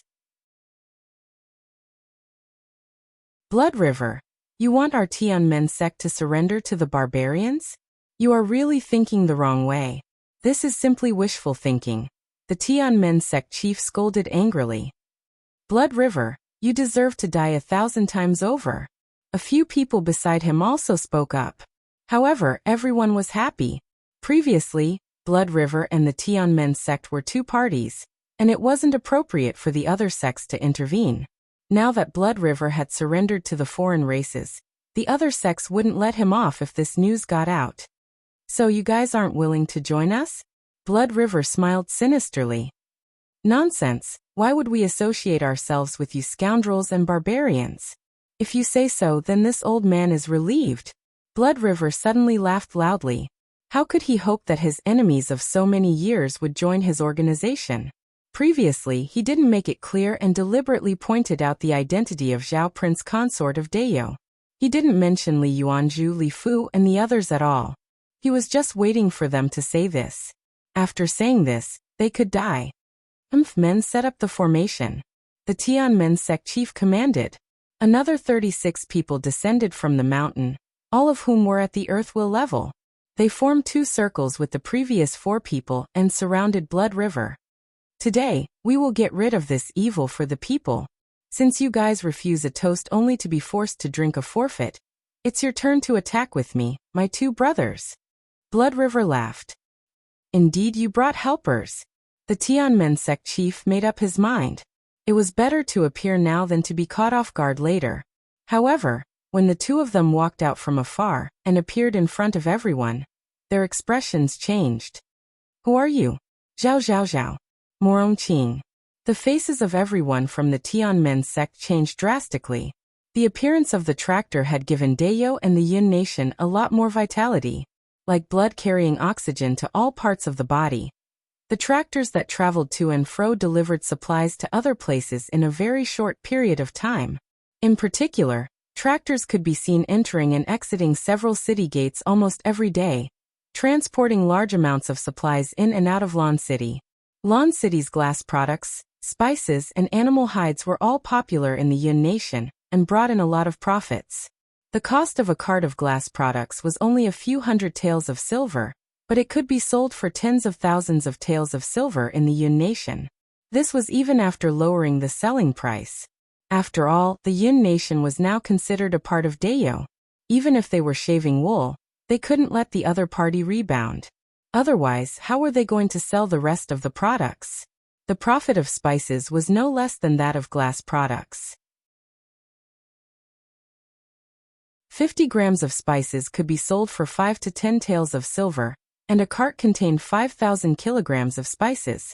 In just 3 months, Ren Baqian had transferred a large amount of inventory that he had accumulated to the Yun nation, and he expected to bring back a profit of more than 3 million taels of silver. However, such a huge profit wouldn't last long. Glass products, mercury mirrors, and spices were mainly targeted at the wealthy. Although the Yun nation was wealthy, the market was still limited. Transferring so much inventory into the market in a short period of time would inevitably saturate the market. After that, it would be a long time coming. Besides, Ren Baqian wasn't going to use spices to shave wool anymore. Previously, because spices were the Empress's industry, others were prohibited from growing them for a few years. Coupled with this batch of spices had brought more than 3 million taels of silver to the imperial family in the past few years. Now that almost all the officials in the imperial court had stopped growing food and switched to growing spices, it was expected that the price of spices would plummet in the near future. This was also in Ren Baqian's plan. As a native of Earth, he never felt that spices should be a luxury. The price of spices and white sugar should eventually reach several times the price of white salt. Now that the price of salt in the Yun nation had risen to 120 copper coins, the price of spices and white sugar shouldn't exceed 10 times the price of salt. The price of salt in Dayo had stabilized at about 300 copper coins from 1 tael of silver previously. Although it was still higher than Ren Baqian's expectations, the price of salt had already made the people of Dayo feel very happy. In the past, roasted meat was carefully sprinkled with a thin layer of salt. Now people could eat a mouthful of meat and lick a mouthful of salt. In 3 months, the other 500 tractors were delivered. There were more tractors traveling between Lan City and the Yun nation every day, especially the nearly 100 tractors ordered by those families. They were directly put into the transportation of goods, greatly increasing the transportation capacity and reducing the time taken by more than half. This made the others even more envious. Baidu search 081 Chinese network yen. No advertising words.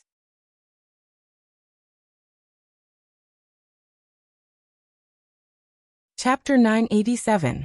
In December of the 76th year of the Dayo calendar, the Royal Geely Tractor 4S shop opened in Lan City, and the first batch of 200 tractors officially appeared in front of everyone in the world. In February of the 77th year of the Dayo calendar, the second batch of 500 tractors was delivered. There were at least 300 tractors going back and forth between Lan City and the Yun nation, transporting large amounts of iron, food, cloth, salt, and other materials. The monthly transportation volume could reach 7 million kilograms. In the past, this transportation volume required more than 10,000 people and 7,000 fork-horned cows. During this period, countless grains and fodder were consumed. Now it only required a maximum of 600 people. This saved more than 95% of manpower and animal power, as well as countless grains and fodder. What was consumed was biodiesel, which was considered cheap in comparison. For the first batch of merchants who received the tractors, the caravan originally required at least 30 to 40 vehicles, and more than 100 people.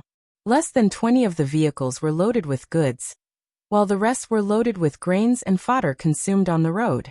It would take more than 100 people a month to transport 20,000 kilograms of goods back and forth. The personnel expenses alone would cost more than 200 taels of silver, and the grains and fodder consumed on the road were worth nearly 100 taels of silver. Now, only 1 tractor and 2 people were needed to achieve the same transportation volume. The personnel expenses were less than 10 taels of silver, and the so-called biodiesel consumed was about 120 liters, which was worth 20 taels of silver, for a round trip of more than 3,000 kilometers. In other words, after investing 1,000 taels of silver, the monthly expenses would be less than 90 taels of silver, which was 70% lower than the previous transportation cost of a caravan. The most important thing was that it saved a lot of manpower and material resources. It was more flexible and fast, and it could transport the required goods to the destination in a short period of time. The value of this was more important than the savings in silver. Previously, due to the limited transportation volume, they could only transport about 20,000 kilograms of goods at a time. It was difficult for the caravan to turn around, and the risk was great. In particular, Dayo had a rainy season that lasted for more than 5 months. If the caravan was trapped somewhere, the losses would be even greater. Now they were no longer subject to this restriction, and could easily transport goods that were 10 times or even dozens of times their original volume. As a result, the caravan's goods weren't just those that were highly profitable, but there were also many more types of goods. After all, the market for those high-profit goods was limited. After the market supply and demand reached a balance, they set their sights on other goods. In just a few months, the prices of many goods in both places had dropped. In the Yun nation, the prices of meat, grains, herbs, needles, and thread had dropped. A large number of fork-horn cows, sweet potatoes, and other high-yielding crops had caused the prices of beef and grains to drop by 10%. Sweet potatoes and potatoes, which were both vegetables and grains, had become an important part of the meals of ordinary people in the Yun nation in a short period of time. In fact, the merchants of the Yun nation didn't care much about the profits from selling potatoes and sweet potatoes. A trip of 2,500 caddies would result in a profit of 2 copper coins per caddy, which was only 10,000 copper coins, which was close to 9 taels of silver. The profit of 10 tractors traveling from Dayo to the Yun nation was no more than 90 taels. However, after Renbachian expressed his stance in private, those families immediately knew what to do. The prices of salt, cloth, tea leaves, wine, and ironware in Lan City dropped again. Although the iron mines were controlled by the Dayo imperial court, there were a lot of ironware in the Yun nation. Those merchants naturally wouldn't let go of this opportunity. Even though pots and knives were expensive in the Yun nation, they couldn't be compared to those in Lan City. Stop manufacturing rotary plowing pendants and switch to the production of harvesting pendants, Renbachian said to his subordinate. That thing is quite useful, but it consumes too much fuel. The man replied honestly. Well, got it. Renbachian nodded. That's right, it consumed too much fuel. It was fine if tractors were used for transportation, but the biggest problem arose when they were used in agriculture. Although tractors could indeed save manpower, and could rotate 60 mu of land in a day, the problem of fuel consumption became the biggest problem that restricted the use of tractors. 1 mu of land cost 3 liters of oil, and half a tael of silver. 100 mu of land would cost 50 taels of silver. Which commoner could afford it? It had to be known that a laborer could only do this for 20 days at most. Could a laborer earn 50 taels of silver a year? He might not even earn 50 taels of silver a year. Moreover, there was still sowing, weeding, irrigation, and harvesting. As a result, after the initial enthusiasm, compared to transportation, which was now favored by everyone, the most important aspect of tractors was agriculture. Of course, this didn't mean that tractors had no value, but that they were limited by the number of mu of land in Dayo and the price of oil. The strength of the fork-horn cow and the aboriginals was also a factor. On Earth, a cow and a strong laborer could only plow about 2 mu of land in a day with iron plows. Here they could plow 6 mu of land in a day with wooden plows. In addition, due to the limited number of mu of land, it was difficult for tractors to be used. To change this situation, one way was to concentrate on farming on a large scale, such as the newly reclaimed fields by the Ministry of Works. Another way was to lower the price of oil. According to the current price of grain, the price of oil should be limited to about 20 copper coins. On Earth, 1 caddy of grain cost 2 to 3 copper coins, and diesel cost 6 to 7 copper coins, which was twice the price of grain. Here, grain cost 8 to 10 copper coins, But diesel cost 400 copper coins per liter, which was 40 times the price of grain. It was considered a sky-high price. Unfortunately, it was difficult to lower the price of oil in a short period of time. The current price was almost the cost. They could only wait for the area of land reclamation to expand, the production of high oil crops such as soybeans to increase, and the technology to produce biodiesel to lower the price of diesel. This matter couldn't be rushed. Then, Runbachian took a look at the research progress of the new tractor. This was a new type of tractor with 50 horsepower. It had more horsepower, faster speed, and stronger off-road capabilities. The research progress wasn't fast. After all, it was limited by current technology and processes. Many of the originally mature technologies couldn't be used and had to be redesigned. After looking at it for a while, Runbachian put down the information and went back to the palace. Upon entering the Changle Palace, he heard the crisp laughter of a girl. Along the shade of the trees, he saw a girl rolling around on the lawn with a child wearing a red cloth. The girl was wearing silk clothes, and her arms and legs were rolled up to her elbows and knees. Runbachian was very familiar with this girl. She was Zhu Hua, a level 9 student with an IQ of 9 and grades of 9. These days, Runbachian got her to take care of Qi Yuqing. Although Zhu Hua was very wild and not very smart, she actually did a good job. At least the little fellow was quite happy. Zhu Hua seemed to be having fun as well. Runbachian felt that this was probably because their IQs were on the same level, and they had found a kindred spirit. Looking at the two frolicking around, Runbachian felt a sense of accomplishment as a father, especially when he saw his daughter grow up happily. She really grew up. Looking at Qi Yuqing, who was already 1 meter tall, Runbachian rubbed his chin and pondered.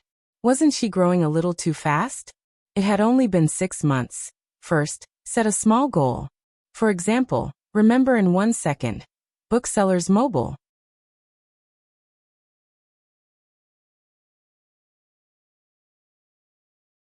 Chapter 988. Wow. When Qi Yuqing saw Runbachian, she stretched out her chubby little hands and cheered. A grasshopper fell from her hand and quickly jumped away after escaping danger. Principal. Zhu Hua turned to look at Runbachian and rolled on the lawn again. This lawn was recently trimmed by Runbachian. It turned out to be weeds that were half the height of a person, and the little fellow couldn't find them after burrowing into them.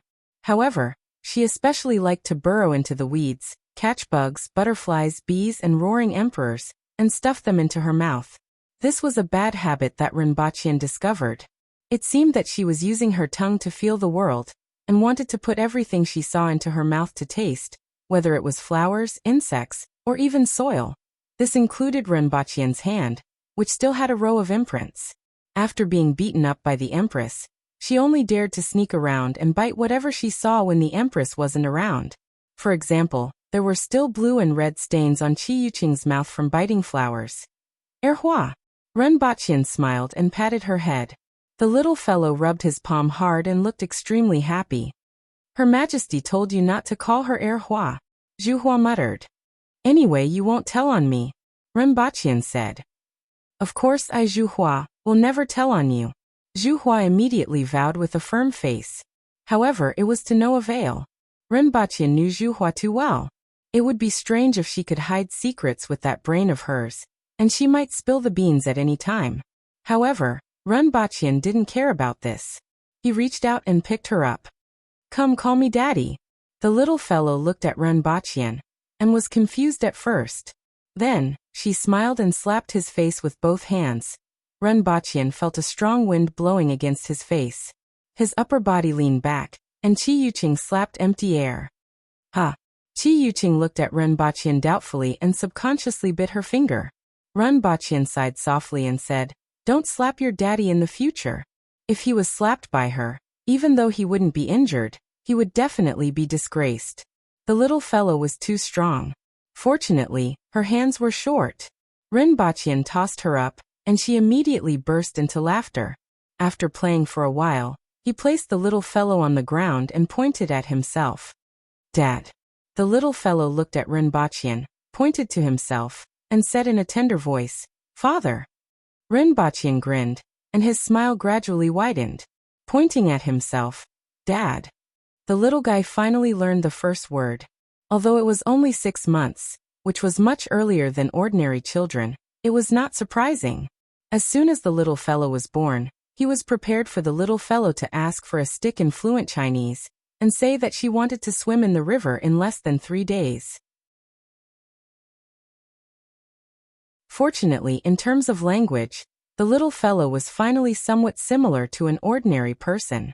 Following Renbaqian's actions, the little fellow pointed at herself with a smile and said, "Father." "I'm your father." Renbaqian pointed at himself again, and tried to correct her mistake. He was the real father. However, the little guy still pointed at himself in confusion. Dad. Renbaqian thought about it and decided to give up on correcting her futile actions. Looking at the little guy who was almost as tall as his waist, he was indeed growing too fast. When the little fellow was born, she was twice the size of an ordinary baby and should be 60 to 70 centimeters long. Now, she was 1 meter tall and had grown 30 centimeters in half a year. He wondered how big she would be when she was 2 or 3 years old. He hoped that she would be more like an ordinary person. Renbaqian sincerely hoped that she would be more like an ordinary person. Although it was indeed gratifying to have an outstanding descendant, Renbaqian still hoped that she could have a childhood that was closer to that of an ordinary person, and not go hunting tigers at the age of 1 and catch dragons at the age of 2 at night. Renbaqian seriously discussed very important matters with the Empress. "Your Majesty, what do you think Hua will call you after she learns to speak?" The Empress replied without hesitation, "Mother." "What about me?" "Father." "Your Majesty, don't you feel awkward?" Renbaqian looked helpless. This was the problem. Children from ordinary families could just call each other father and mother. But him and the Empress, how should the child be called? Mother. Why did it sound so awkward? And why did it sound even more awkward to call her father? The Empress didn't care and said, "It's good that I don't feel awkward, and there's nothing wrong with it." In fact, there didn't seem to be anything wrong. Renbaqian sighed and said, "How about I call you mother and call me father?" The Empress thought about it and said, "It sounds distant. Do you care about this a lot?" "I can't say that I care a lot." Renbaqian felt that he didn't have much of a choice in this matter. Besides, the Empress didn't despise him when she chose him, right?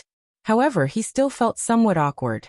Seeing that the Empress was still staring at him, Renbaqian suddenly had a flash of inspiration and knew what the problem was. Other princesses and princes call the Empress mother, but the problem is that I haven't been conferred the title of Empress. I'm Zhao Prince Consort. There's nothing wrong with calling me father. The Empress chuckled and said, "It seems that I have to confer you an Empress." "No need, I'm fine now." Renbaqian waved his hands. Zhao Prince Consort was more used to it. The two of them laughed and chatted for a while before the little girl ran in from outside with her hands raised, followed by Zhu Hua, who had a head full of grass. "Slow down, princess." Qing Yuan and Hong Yuan wanted to help her, but didn't dare to. "Don't worry about her," Renbaqian said. The little girl ran straight to Renbaqian and the Empress, pointed at herself, and said, "Father. Look, your daughter can talk." Renbaqian smiled and pointed at the little girl. "Hua." The little girl stubbornly pointed at herself and said, "Father." Renbaqian saw that the little girl was now firmly convinced that she should call him father. The Empress burst out laughing when she saw the two of them. 3 months after the delivery of the scheduled tractors, the second batch of 1,000 taels of tractors finally began to be sold. This time, it was much livelier than the previous time. In the past half a month, many merchants from the Yin nation had applied for clearance and arrived at Lan City. At the same time, they brought a large number of goods with them. In a short period of time, Lan City was very lively. The most lively place was the Alley of the Four Courtyards. It was almost overcrowded. Although the brothels in Lan City had a strange custom, they didn't have the core of a normal brothel. In other words, they only sold their skills and not their bodies. This made many merchants from the Yin nation feel strange, and even dissatisfied. However, this was Lan City, and they didn't dare to be presumptuous. Those who dared to be presumptuous were still in prison. Those merchants could only grit their teeth and accept it. However, in other places, they didn't have the opportunity to let the extremely talented earth-wheel disciples of the sects accompany them in a drunken stupor. They could even take advantage of them. This was also the reason why the alley of the 4 courtyards was always full. As for why the 4 courtyards weren't allowed to sell their bodies, the 4 courtyards also felt that they were quite innocent. Was it their fault that Zhao Prince Consort, Minister Tong, and Minister Zhou visited a brothel? Your Majesty, you should look for Zhao Prince Consort and Minister Tong. First set a small goal. For example, remember in 1 second. Booksellers Mobile.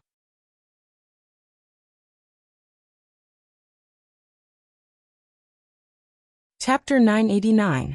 Now that I have nothing to do, I'm here to ask if you prefer a bald head or a bald head. Or do you have any other nice-sounding choices? Actually, I quite like a bald head and have even shaved it before. It's a pity that the shape of my head doesn't suit me. I'm deeply regretful. The gigolo of the female Empress's family. What kind of fan name do you like? Currently typing. Please wait a moment. After the content has been updated, please refresh the page to receive the latest update.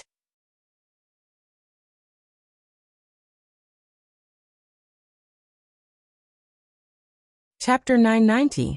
Damn it, that Lung Rong is obviously a whore, but she still dared to give me a hard time. A young man cursed indignantly as he walked under the street lamp. She is the most talented disciple of this generation in the Tangled Silk Palace. Coupled with her good looks, the number of practitioners pursuing her can line up from the Tangled Silk Palace to the foot of the mountain. If not for, I reckon she would be the next palace master of the Tangled Silk Palace. Another young man winked and laughed. It's hard for us to even see her, let alone get intimate with her. So what? Isn't she still a whore now? That young man wasn't polite at all. Forget it, everyone in the brothel in Wangjing decides who they want to see. Besides, this is Lan City. Even if you don't like it, you don't have to take it to heart. After hearing this, that young man finally calmed down a little. That's right, this was Lan City and not some other place. Even in Wangjing, he couldn't do whatever he wanted, let alone here. Just as he suppressed the anger in his heart, he felt his body being dragged to the side by his companion. Make way! Make way! Just as the two of them reached the roadside, 2 huge figures swept past them. The wind brought by them blew directly on their faces. Although there were no sounds of hooves, every time the 2 huge figures landed on the ground, there would be a slight tremor. A red saber-toothed tiger and a leopard-like mount with horns on its head, as well as 2 people on their backs, disappeared into the darkness with loud laughter. If it weren't for his companion who pulled him, he would have been hit by these 2 big fellows and ended up with broken bones and tendons. However, the rider on their backs didn't even look at the 2 of them. This made him feel a little depressed. Although he was depressed, he really couldn't afford to offend these 2 people. After coming to Lan City for a few days, he had asked around. Although he hadn't seen these 2 people before, he had heard about these 2 mounts. The red saber-toothed tiger belonged to the public security official, by Shuriying's residence, and it was said to have the strength of an advanced earth-wheel expert. As for the horned mount, it belonged to the examination official's residence, and also had the strength of an intermediate earth-wheel expert. Not to mention the 2 people on its back, he couldn't even afford to offend these 2 mounts. One had to know that his family only had 2 guests who were at least at the earth-wheel level, and one of them was only at the initial stage of the earth-wheel level. Even he had to greet him respectfully when he met him. This kind of mount with the strength of an earth-wheel expert wouldn't betray him easily. If he could obtain one, he would be the strongest person in the family. Even the family head wouldn't treat him lightly. Unfortunately, he could only dream about it. Have you heard? These things are called street lamps. They contain thunder and lightning inside, which is why they can emit such light. His companion whispered. The young man was not in a good mood at the moment, so he responded with a grunt. Of course he had heard of it, but he didn't believe it. It's hard to say if it's true or not, but it's really beautiful. His companion sighed again. The young man had to admit that even though Lan City wasn't as prosperous as Wang Capital, the size of the city was much smaller. However, Lan City was indeed beautiful at night. The sleepless city truly lived up to its reputation. It was enough to make people sigh in admiration. Hey Qingji, how many tractors do you think we can sell tomorrow? Another person suddenly asked. I don't know. In any case, we have to find a way to buy a few. The young man finally perked up. This was the purpose of his visit. There doesn't seem to be a lot of these things. Previously, those people waited for 3 months and only got 500. This time, it's the same as last time. But this time there are a lot of people. Based on what they knew, at least dozens of families and caravans had come. There were probably more that they didn't know. Everyone's target was the tractors. Otherwise, who would come to this barren land to suffer? Even when walking, they had to stick close to the side. As long as we pay enough money, there will definitely be a way, Qingji said. Before coming here, the family had already considered this situation. Anything that could be solved with money wasn't a big deal. This thing was shockingly cheap. As long as one wasn't a fool, they naturally wouldn't think that it was because the aboriginals were stupid. In fact, the old fellows in the family had more or less analyzed the reason. This time, the bottom line given by the family was 5,000 taels of silver per tractor. This was also a more reasonable price for the aboriginals.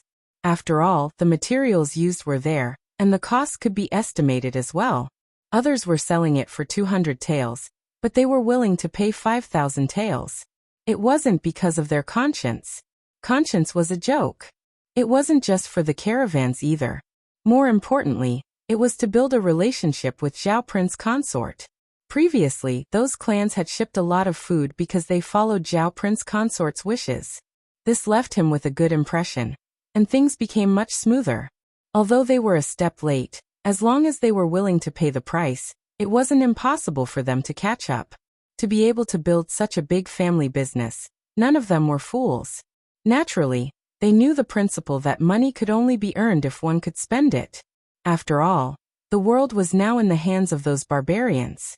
During Qi Zixiao's wedding, those people actually targeted the chancellors.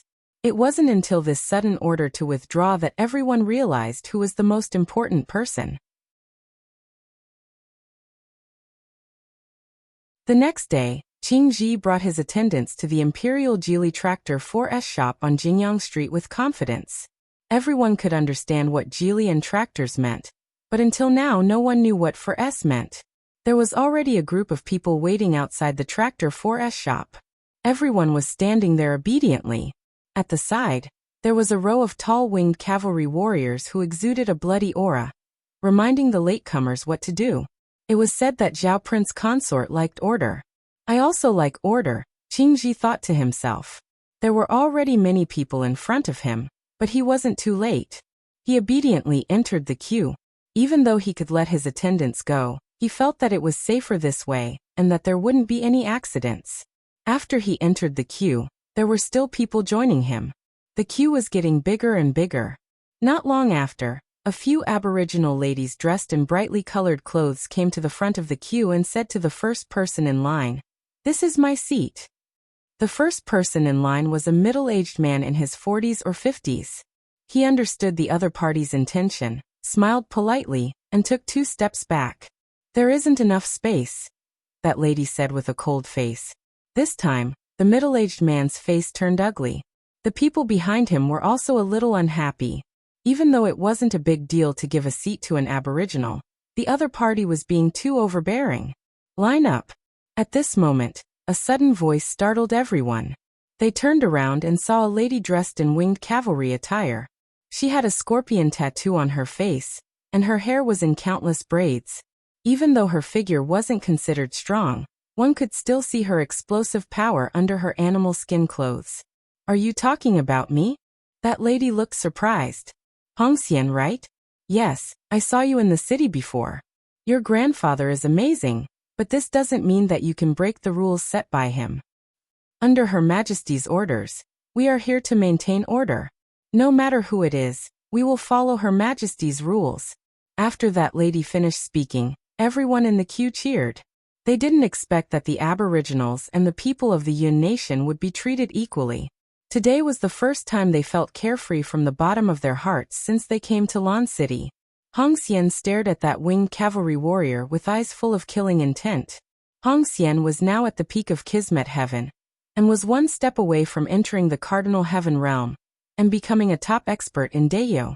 That winged cavalry warrior was only at the intermediate level of Kismet Heaven.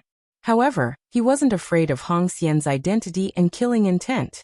He revealed a slightly cruel smile and said, "Get ready." Whoosh.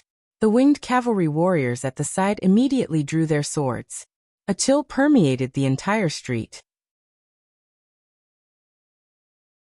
Each of the winged cavalry warriors, who were wearing animal skin coats and had various scars and tattoos on their bodies, had a sneer on their faces.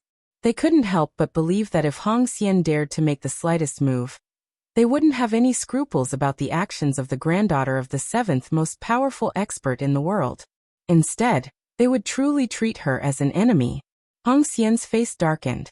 She hesitated for a moment, and ultimately didn't dare to cause any trouble here. She glared at the other party fiercely, and turned around with an ashen face. "Let's go. First, set a small goal. For example, remember in 1 second. Booksellers Mobile."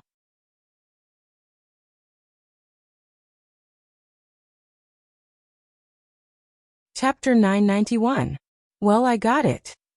Rinpoche nodded his head slightly as he listened to the guard's report on the incident on Jingyang Street. There wasn't the slightest bit of surprise on Rinpoche's face, because he was the one who arranged the red thread. Previously, the Empress's order in the Yun Nation had strained the relationship between the two parties, and he had been looking for an opportunity to make some changes. The Yun Nation was very important to Dayo, whether it was geographical location, population, or mineral resources. He didn't want any more trouble to befall the Yun Nation. The more stable that place was, the better it would be until the Yun Nation became a part of Dayo. It just so happened that that old fool Hong, who had sent a letter some time ago. The meaning of the letter was clear. The Protectorate of the North had worked hard to defend the border, and had made great contributions. The Protectorate of the North needed tractors.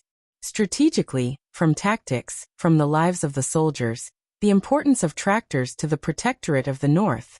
But there was only one meaning in the end. The Protectorate of the North had no money. "I want a tractor, but I have no money.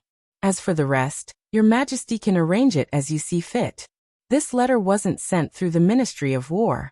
Instead, it was sent directly to the Empress. That old man was simply acting like a hooligan. The Empress knew that Rinpoche was acting like a hooligan. However, after pondering for a while, she decided to allocate a batch of soldiers to him. To be honest, these tractors weren't that important to Rinpoche. He was selling them at a loss. 50 tractors were only worth 10,000 taels of silver. It didn't matter to him whether the Protectorate of the Northeast could afford it or not. But at that time, he had an idea. They were putting on a show to ease the relationship between the imperial court and the people of the Yun Nation. One shouldn't underestimate this show. After all, the people from the Yun Nation were people from various families or chambers of commerce.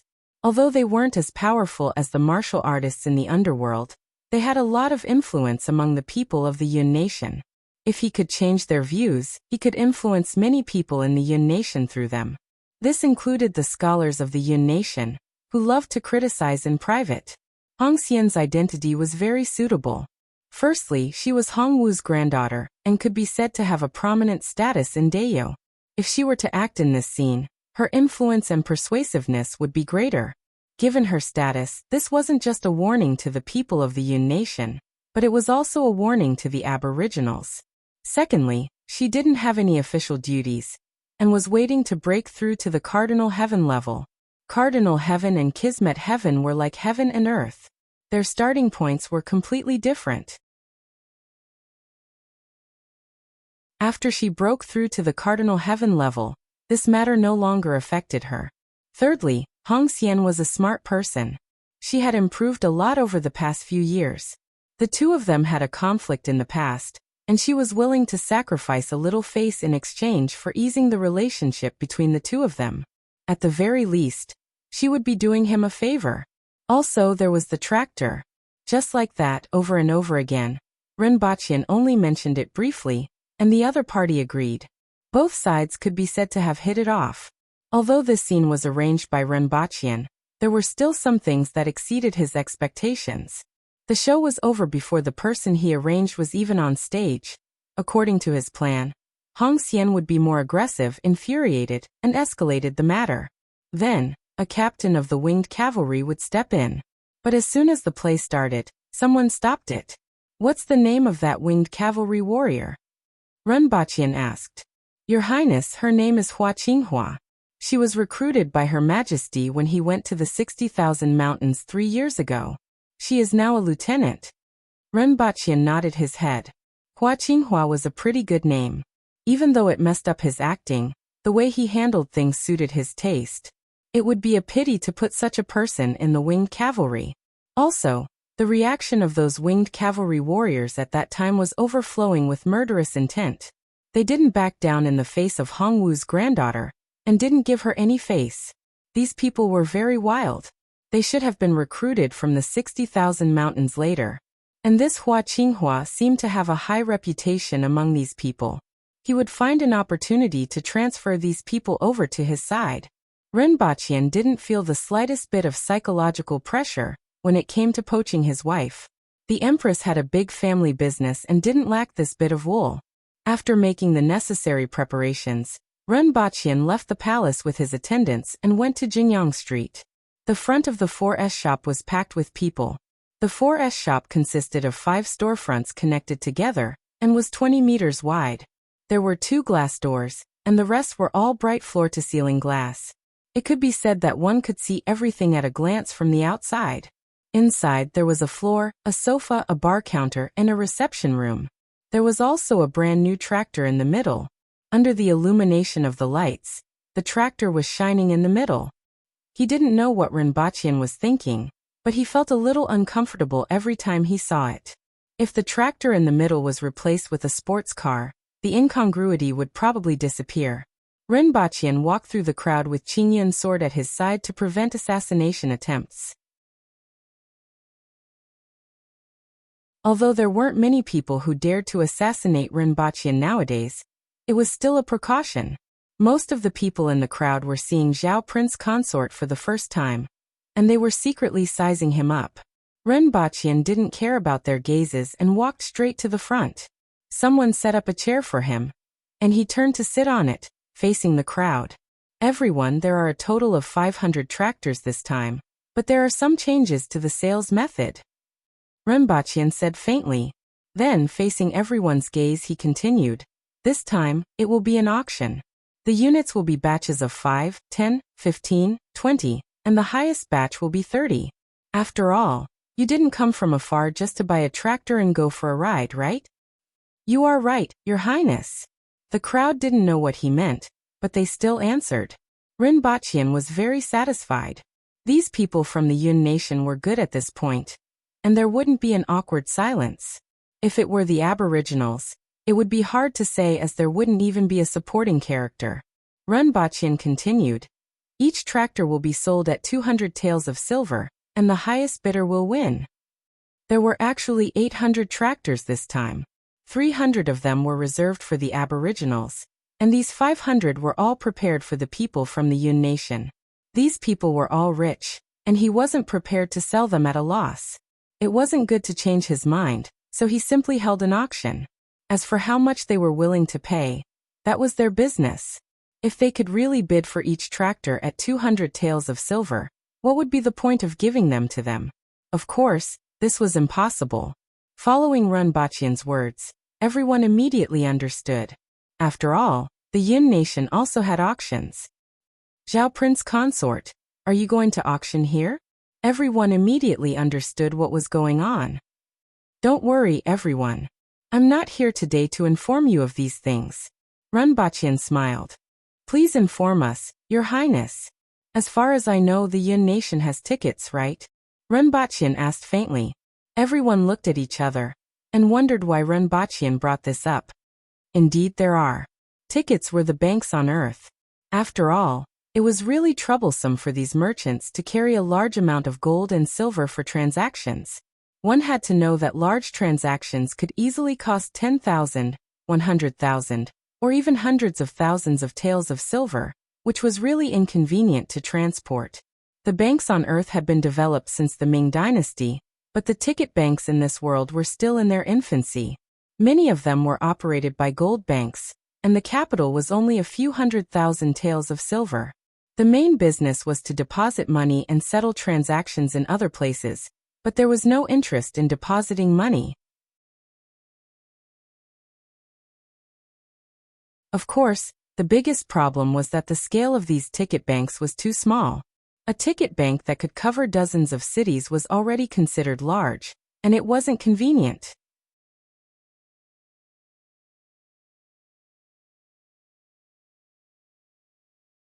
Chapter 992. It's not convenient for you to run around with a lot of gold and silver, and it's easy for others to target you. As for the ticketing shops in the Yun Nation, I have roughly understood them. There are crooks mixed in with the honest folks, and it's very messy. With these tractors and national highways, long-distance transportation will be greatly enhanced in the future, and there will be more cases of large transactions in different places. Therefore, Deya wants to set up its own bank. It's called a bank. As soon as Ren Baqian's voice fell, everyone's heart skipped a beat as they secretly pondered what he meant. Normally, those ticket companies wouldn't dare to play tricks on families like theirs. After all, the scale of the ticket shop wasn't big, and it wasn't very strong either. However, if the person in front of them cheated them of their money, they wouldn't be able to reason with him. Could it be that the other party wanted to rip off a layer of skin from them? Ren Baqian looked at everyone's expressions, chuckled and said, "Everyone, don't worry too much. It's not compulsory. I'm just taking this opportunity to say hello to everyone. As for this bank, it will be established in Lan City, Pingdu, Wangjing, Suiyuan, Qingping, and Juyan." Although there were only 6 cities, 5 of them covered most of the affluent areas in the Yun Nation. As for Lan City, this was usually the final destination for these merchants. For the time being, this was enough. As for the reputation of the royal family, you can rest assured. I don't care about that little bit of silver. In addition, the bank would issue paper coupons of varying amounts. The value of a paper coupon was equivalent to the value of the silver indicated on the paper. This aspect would be explained in detail later. When you deposit gold and silver in the bank, you will get paper certificates of equal value, ranging from 1 to 1,000 taels of silver, which will be enough for you to deal with any kind of situation. We don't charge you for depositing gold and silver in the bank. Only the delivery of goods in other places would be charged. The amount of your deposit determines the level of your customer. The higher the level of a customer, the lower the fee for the delivery. Ren Baqian maintained a faint smile throughout. Nowadays, bank deposits pay interest. However, the people in this world had never heard of such a good thing. If he gave them interest, they would probably think that he was plotting something. After all, these families and merchants didn't believe in free lunches. Waiving the fees for their deposits was already a great benefit. Following Ren Baqian's words, everyone had their own thoughts, but no one dared to speak under such circumstances.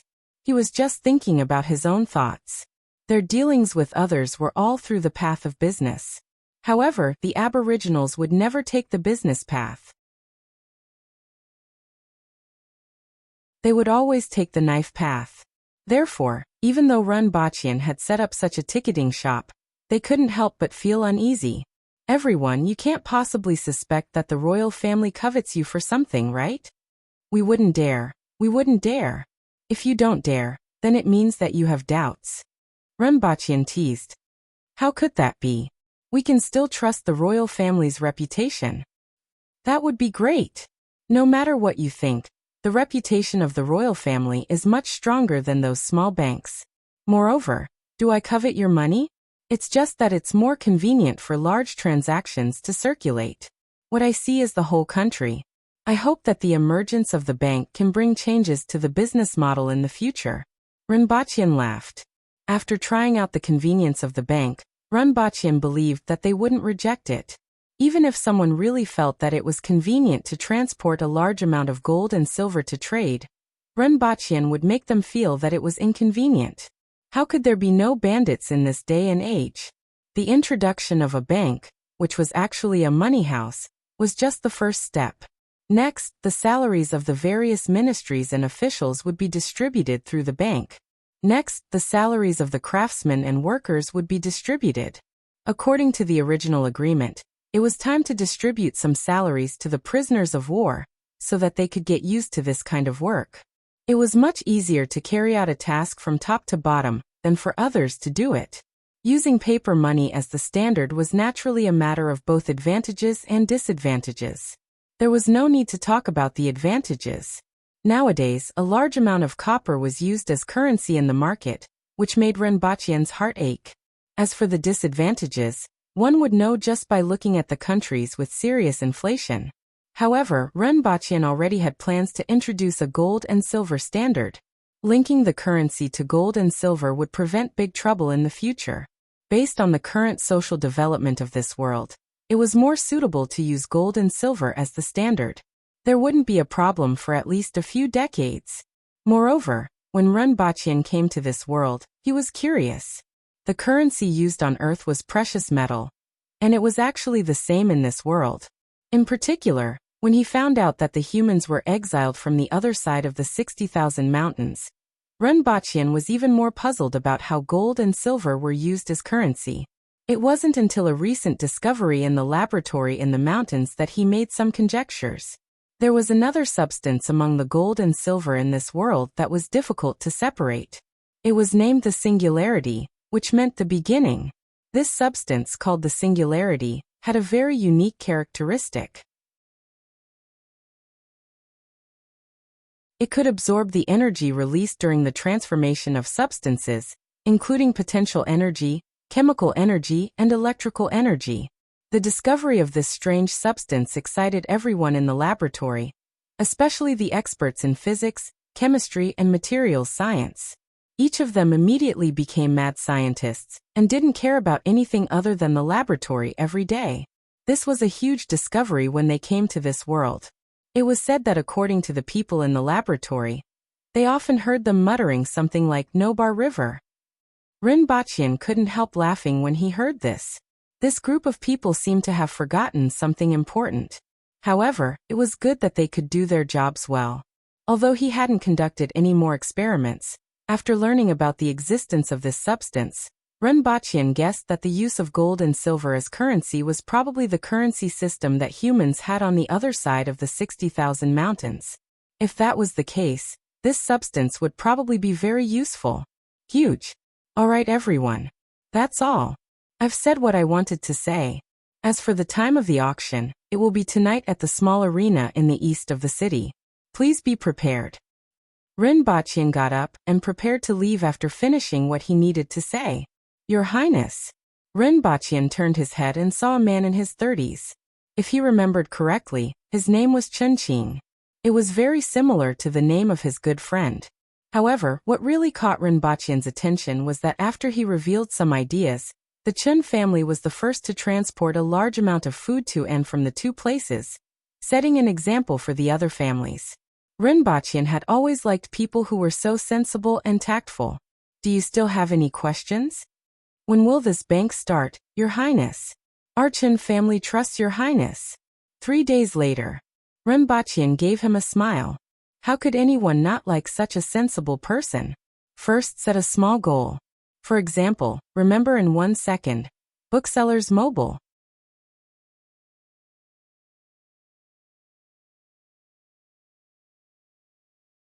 Chapter 993.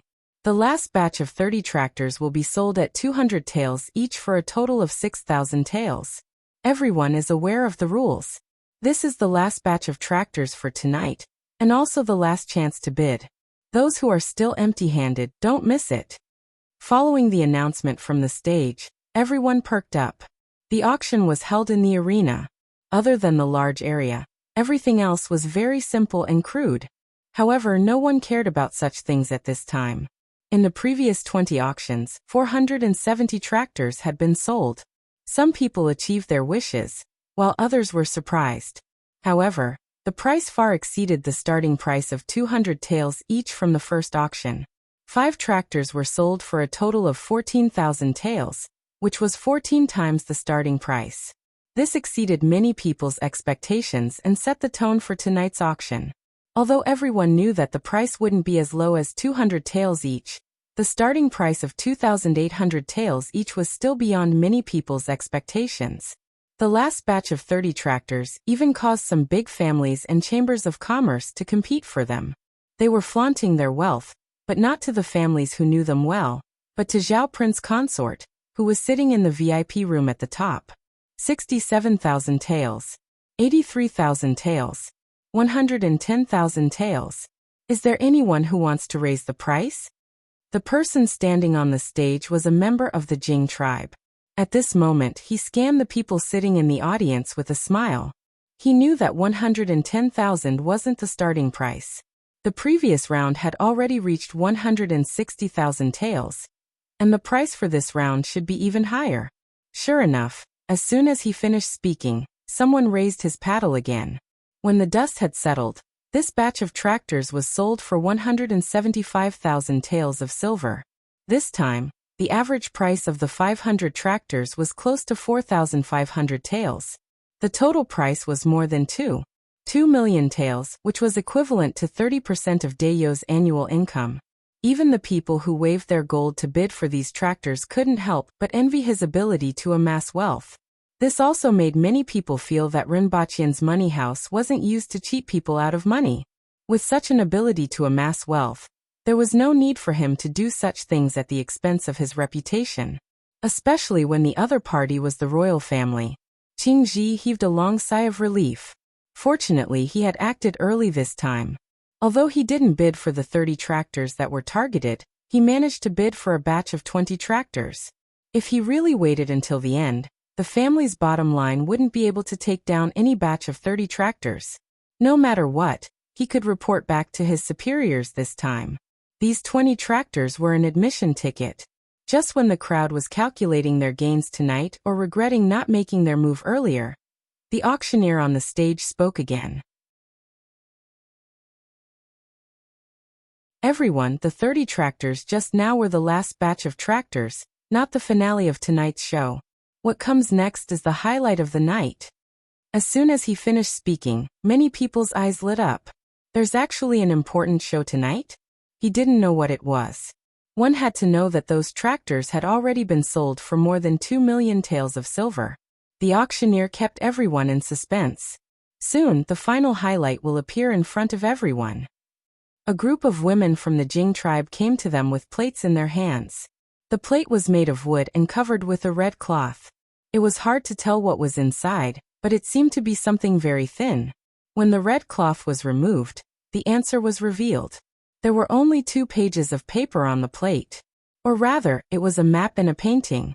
Everyone picked up the drawing and painting, and their eyes narrowed. The drawing was a map of the Yun nation. The entire Yun nation was divided into 10 parts and covered with different colors. Among them, the central and eastern parts of the Yun nation had the smallest area covered by each color, but they were the richest areas in the Yun nation. What did this map mean? The painting was of a house, and there didn't seem to be anything special about it. The only thing that caught people's attention were the walls and windows of the house. One of the walls was completely made of glass, and sunlight shone directly into the house. There was a strange-looking chair with a semicircle at the bottom, and an old man was lying on it, reading a book. There was a teapot on the coffee table beside him, and outside the room, a child was squatting there with a palm leaf fan to boil water. Just by looking at the painting, one could feel the leisurely and carefree aura of the old man. Another thing that caught people's attention about this painting was that it was too realistic. It was completely different from the paintings on the market, as if a real scene had been cut out and put into the painting.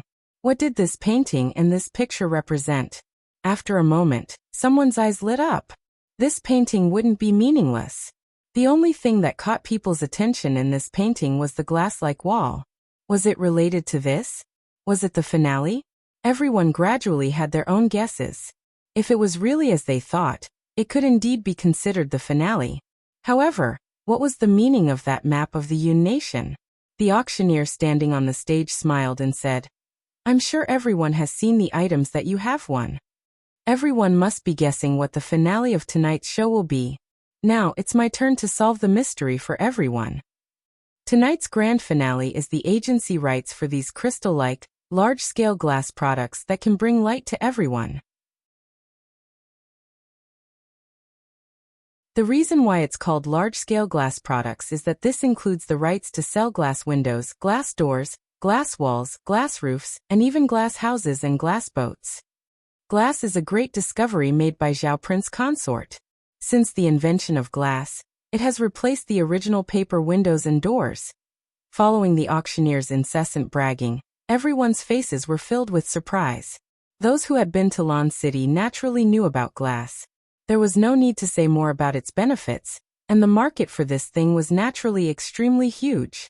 However, only Zhao Prince Consort and Dayo's glass factories knew how to make such crystal-like things. Although some people were tempted, no one dared to have any ideas about it. They didn't expect that this auction would actually involve glass. The question now was, what exactly did the rights to sell mean?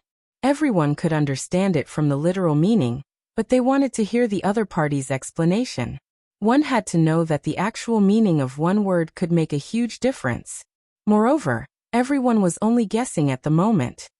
In order to let everyone feel the changes and interest that glass brings to life, and to let glass enter thousands of households, Zhao Prince Consort has decided to auction the rights to sell large-scale glass products to all of you. As for the agent, that is, the right to sell the products in this region. As long as you have this agency, you will be able to continuously customize the glass products you need and sell them. As you can see from the map, the entire Yun nation is divided into 10 regions, which means that there are a total of 10 rights to sell. In this region, all of you are the only agents. Only all of you can sell and customize these large-scale glass products in this region. No one else will intervene. Everyone, I don't think I need to tell you how much profit this is going to bring, right? This is the only industry with countless prospects, and it's the only one in this region, right? In order to ensure an adequate supply, Zhao Prince Consort will build a glass factory near Pingda City to supply sufficient goods to all of you. Everyone was ecstatic. Before they came, they absolutely didn't expect such a good thing to happen. Just as the auctioneer said, if one monopolized the entire market in a region, everyone would fight over the prospects and profits. There was definitely no shortage of sales for things like glass. Even if it was just ordinary glass windows, as long as there was enough of it, it would be enough to multiply their net worth several times. As for the quantity, there was no need to consider it at all. How many wealthy households were there in the Yun nation? How big of a market was there? So far, this market was still unoccupied. The only thing that puzzled everyone was that their target this time was the tractor, and all the gold and silver they brought had been used up in the auction just now. Then the auctioneer's next sentence greatly dispelled this doubt. Zhao Prince Consort has taken into account that the rights to sell for a large sum, so he doesn't require you to pay up after the auction. As long as you send the money to Lan City or the banks in Pingdu or Wangjing within a month, you will be able to pay up for this auction.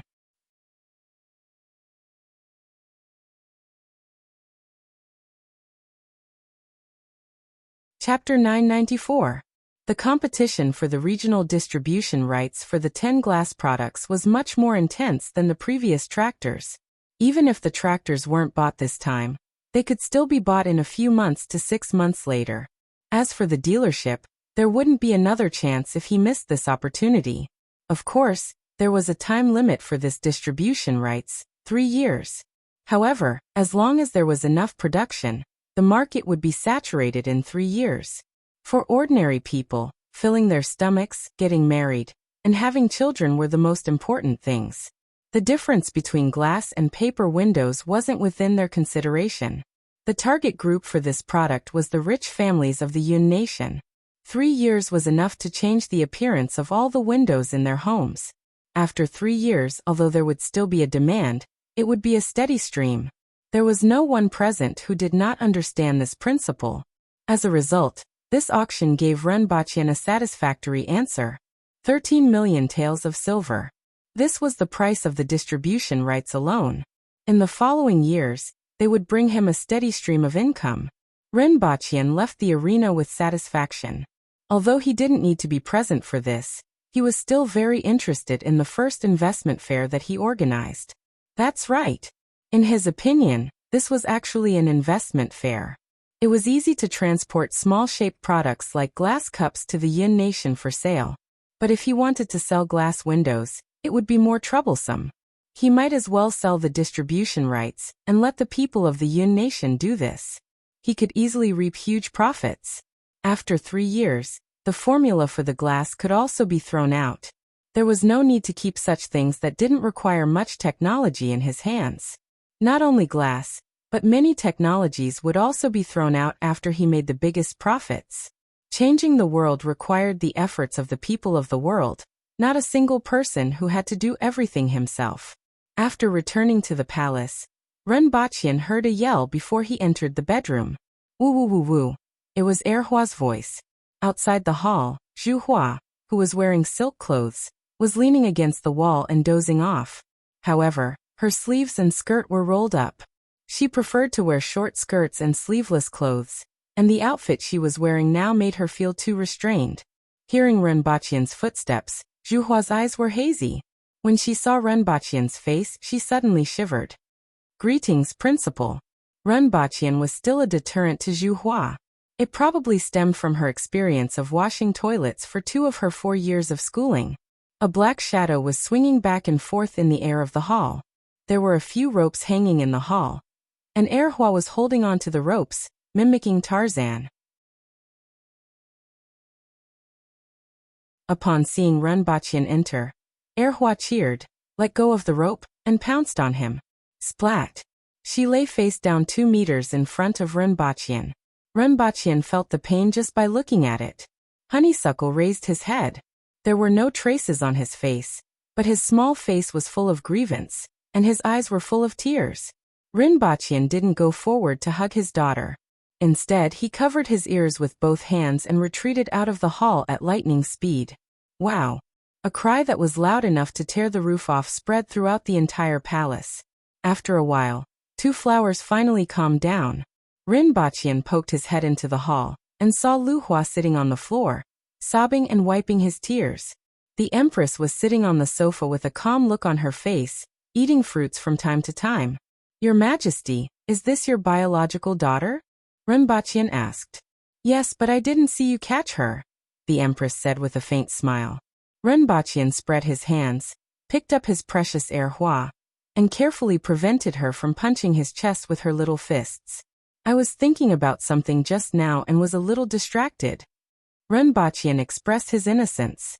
The Empress glanced at him from the corner of her eyes. This excuse wasn't sincere at all. Boo-hoo. Erhua's face twitched, and the corners of her eyes drooped. She looked like she was about to cry again. Hey Erhua, you are already a big girl. It's time for you to learn to face reality and setbacks, Ren Baqian said sincerely, and his face was full of love. I have never seen a father like you, the Empress said sarcastically. Which father have you seen? Ren Baqian asked. The Empress immediately fell into deep thought. At least she had seen her own father before. Even though she couldn't see him most of the time, he was always busy, always very dignified and very fierce. However, he was still good to her. She remembered that she once broke a bottle of his precious medicine and got beaten up. Do you know my heart hurts when I beat you up? But after I beat you up, my heart feels much better. After thinking about it, the Empress was slightly depressed. Forget it, let's not talk about this anymore. The Empress shook her head and chased away the depression in her heart. She was afraid that if she continued thinking about it, the good impression that the late Emperor had left in her heart would disappear. How's the auction going? Your Majesty, guess how much silver did we win this time? Ren Baqian immediately laughed. This was a number that could surprise the Empress. One had to know that the income of the imperial family was only about 100,000 taels of silver a year. To describe the imperial family of Dayo as unlucky was a little insulting. To be honest, those chiefs were much wealthier than the imperial family of Dayo. Ren Baqian laughed as he put honeysuckle on his neck.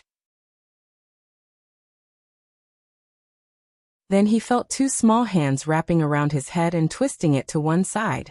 He was scared out of his wits and shouted, Honeysuckle, let go of me. If she were to twist him off. Renbachian didn't know if the ointment in this world could save a person whose head was twisted 360 degrees. Renbachian pulled the little fellow down from his neck and slapped her butt. Did I say that? You're not allowed to hit my chest with your little fists or twist my head. You're not allowed to hit my stomach with your head and act like a spoiled child. Woo. The little fellow was shocked by Renbachian's stern words and expression, and her eyes were full of tears. You scared her, the Empress said faintly. She scared me just now. Renbachian was still a little shaken. You have been slacking ever since you returned from the 60,000 mountains. In the Empress's heart, Renbachian's cultivation had always been a big problem. However, to Renbachian, cultivation was for the sake of marrying the Empress. Now that he had married the Empress, the importance of cultivation was greatly reduced.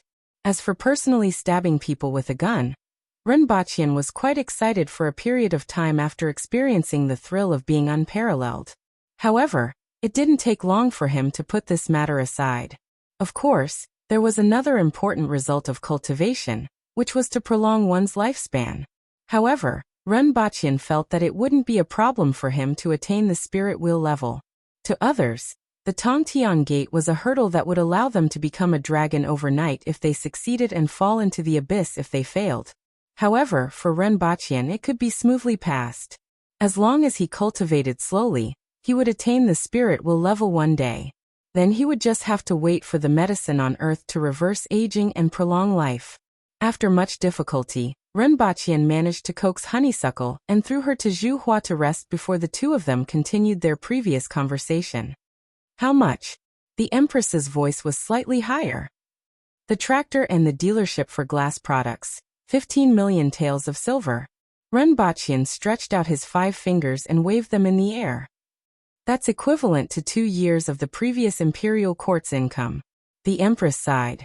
Seeing how Renbachian easily obtained 2 years' worth of income from Dayo's imperial court, the Empress began to feel a little unbalanced. Just the glass products alone will bring back more than 10 million taels of profit in the next 3 years. Renbachian stretched out 2 more fingers and sighed. Now we have the money to build the new palace. The Empress suddenly lifted her leg and kicked Renbachian off the sofa. What are you doing? Renbachian fell to the ground in a daze. It's nothing. I feel much better now. After the Empress finished speaking, she thought about it and laughed again. Then, she burst out laughing.